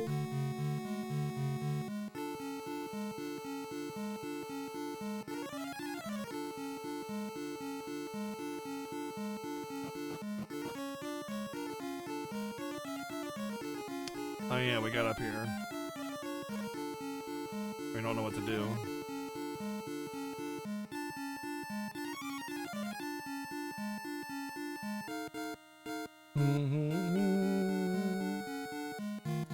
If I eat, I usually get hiccups, yeah. So...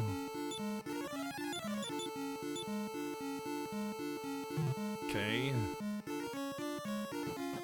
Although I haven't eaten since I started streaming 7 hours ago, 7.5 hours ago. So I don't know why I got the hiccups there.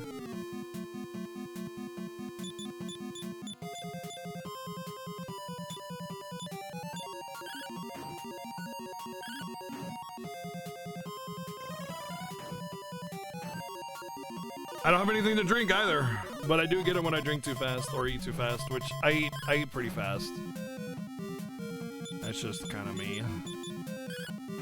But I haven't eaten or drinking anything in hours. I've just been sitting here listening to jams.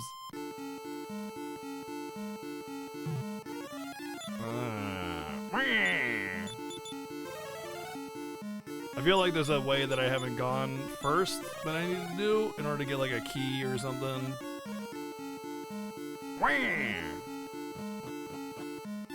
Let's go this way. Wow, it's a dead end.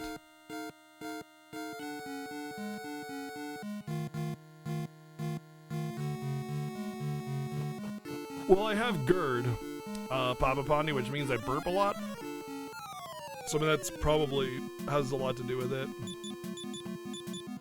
It's not soup. It's not a soup, King. It's like there's almost no like actual like liquidiness to it. Like you serve it over rice. It's more like curry. Is more like what it is. You know, it's more like curry. Like it's that kind of consistency, you know. That's all potatoes and chicken in there. And onions and good stuff. And it's freaking amazing, man. It was so good. It was exactly... I made it exactly how I remember it. Oh. Freaking good.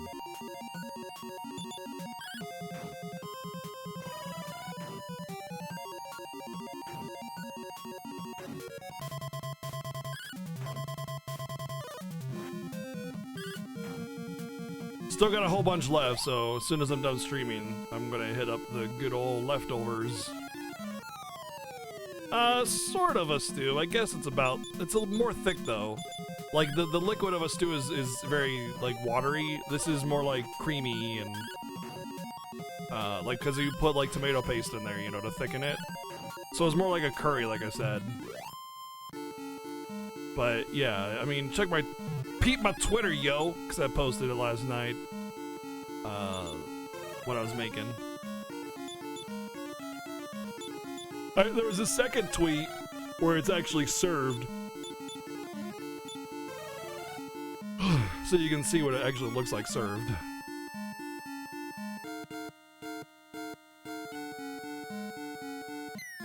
Oh, right. Yeah. Okay. Oh, you can't outside here. You can't outside. No outside, eh?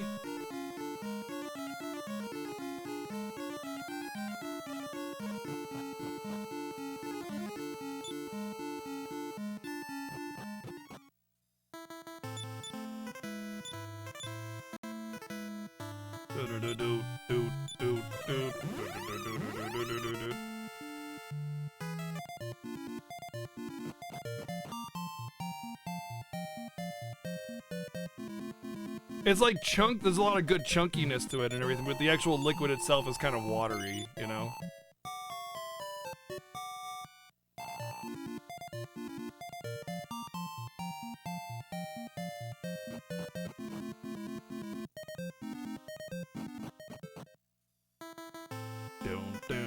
I have heard people put a lot of like bread or breadcrumbs or stuff like that in stews to like thicken it up. Thick stew. If it sticks in, it's not soup. Yeah, exactly. Exactly.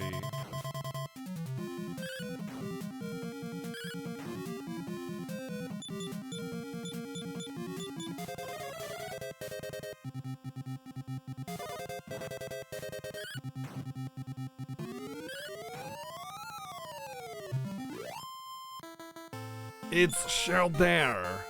It's Chowder.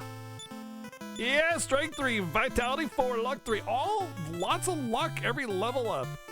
And Malaz is getting way more strength per level up now. Malaz, the General Malaz. I guess we trying different paths. These were both dead ends. So let's go up. Up. Power up! Well, that's also a dead end. What about over here? I'd rather displeasure. Pea soup's not good. It's got peas in it. Like, how good can it really be? You know?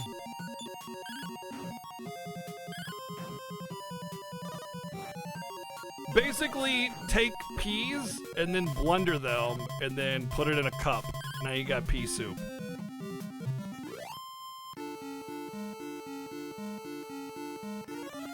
What's wrong with peas? I only like one kind of peas. Wow, the treasure chest is a man-eater chest. Wow, great. All right. The only kind of peas I like is the world kind of peas.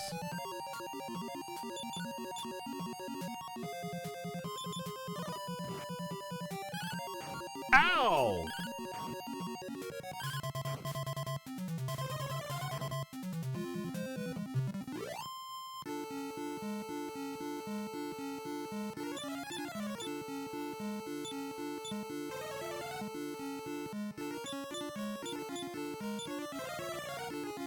I'm just glad it was Malaz and not anybody else.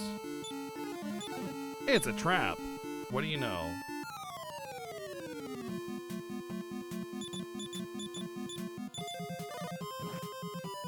Ouchie. That was long quality? Oh, thank you. Thank you. And oh, hey, nice. He didn't murder me. Thank you.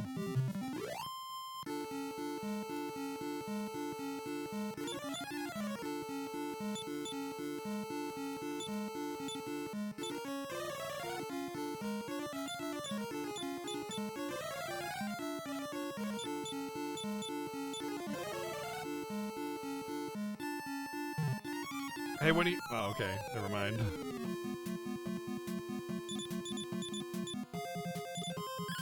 Fireball! Pew!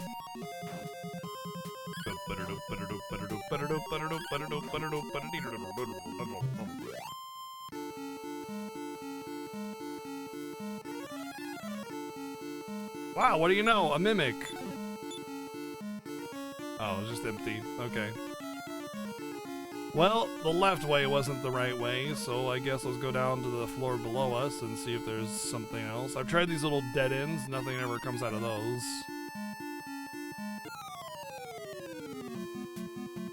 Your E7 borked? Aw.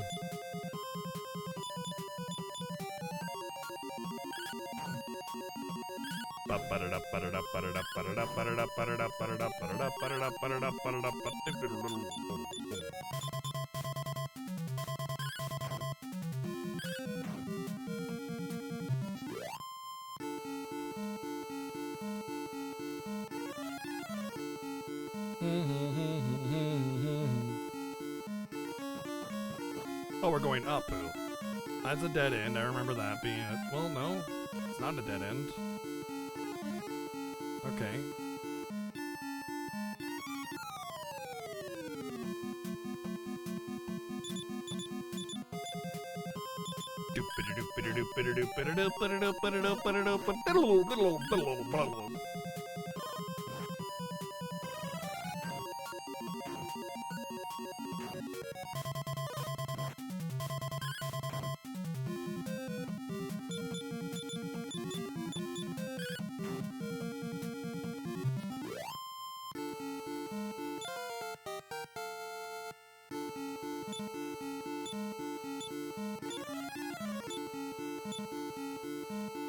MP.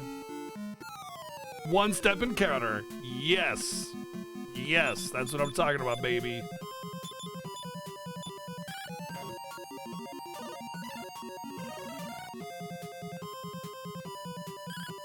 Yeah, they've been definitely bringing the A game for the storytelling in episode 2. Very good.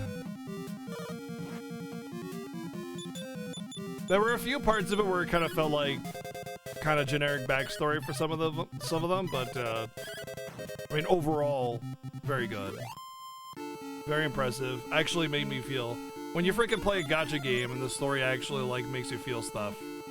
You're kind of blown away by that. And then you go play Arknights and you're like, what is this trash? just remove the story from Arknights. It'd be a better game.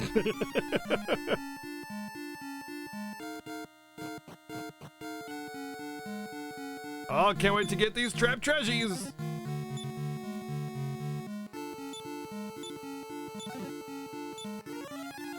Alright, fine. Empty. I'll take empty over traps.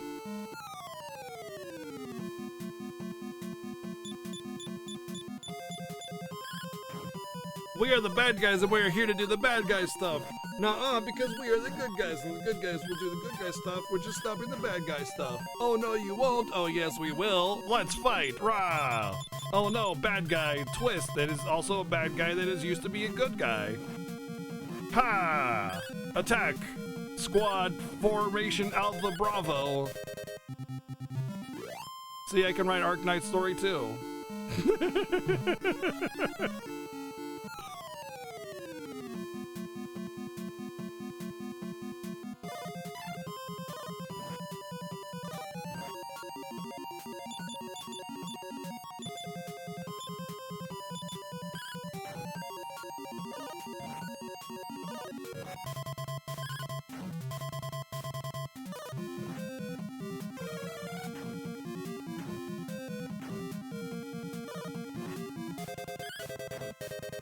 Yeah, it's just very, very, very generic and rushed. It's just, hey, we need right. It's almost like what happens. Oh wow, Drac! Wow, what the heck? I saw that screenshot. It's almost like somebody says, okay, this is what we want to have happen in the plot.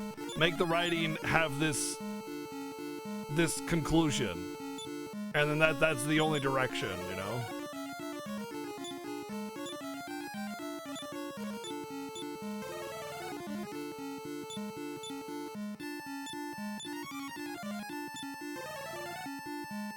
I don't know, man. I think Nomura can do better than that.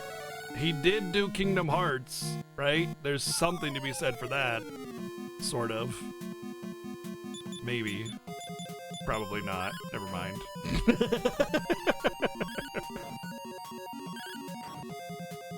To be fair, I actually don't actually know the story to Kingdom Hearts. I know a lot of aspects of the Kingdom Hearts story, but I don't actually know it, so, you know. I only know Kingdom Hearts 1 story, because I played that. And that's basically friendship, its power.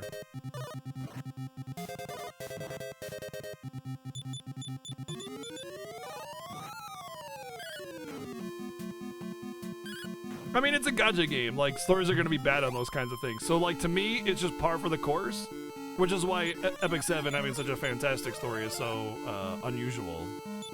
Which makes it stand above, you know, high above everything else. Well, that's also empty. I thought that one was actually going to be that. Well, I mean, I'm very curious about Kingdom Hearts 2, specifically, just because everybody says that's by far the best one, and, you know, I'd like a reason to play Kingdom Hearts 3. Oh, we came down here for nothing.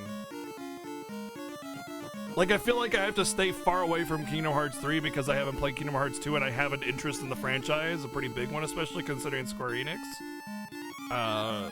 So it's like, I don't know, I feel like I have to run away from Kingdom Hearts 3 and I'd really just like to be able to play it, honestly.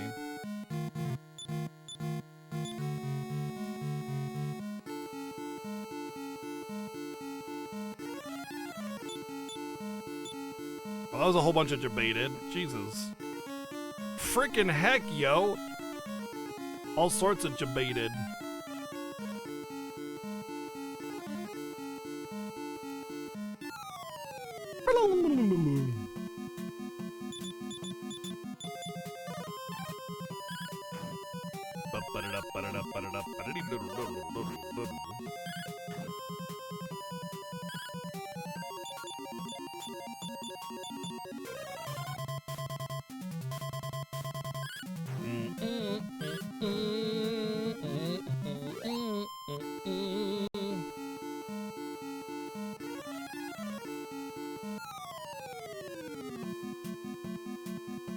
Your mummy. Are you my mummy? Are you my mummy?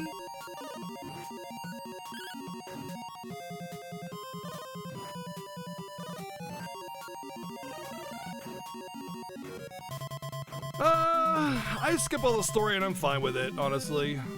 I like going to new missions and figuring out the strat to do it, you know? That's why I play it. But honestly, the content is so far and few between in such little amounts that it's like grind for 3 weeks before you get a mission to mess around with, and then grind for 3 weeks again. I just skip story, honestly. It makes it that much better.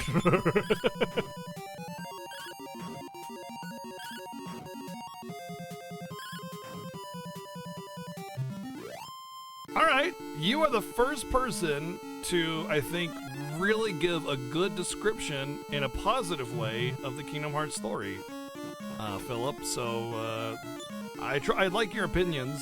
You have a lot of, like, introspective discussions with a lot of different stories, so,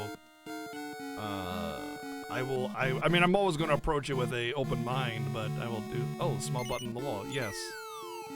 What have I done?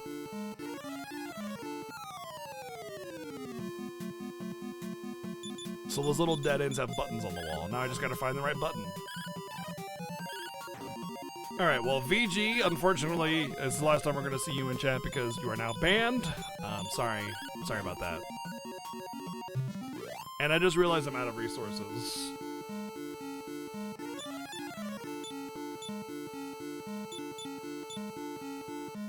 Well, there we go.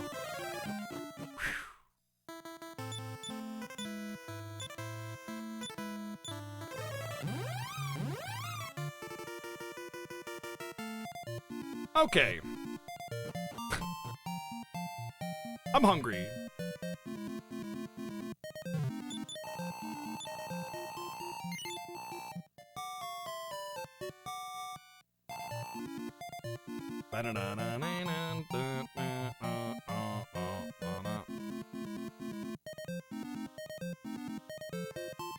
It was definitely a much more successful pyramid trip. We figured out buttons, but we don't really have a whole lot of time left to really go deeper and figure this stuff out. We did manage to get back to where we were after my game file crashed, so we're going to definitely fix that. Hi, Hungry. What did I do with BGG? Ate him. Sorry. You just have to deal with me now.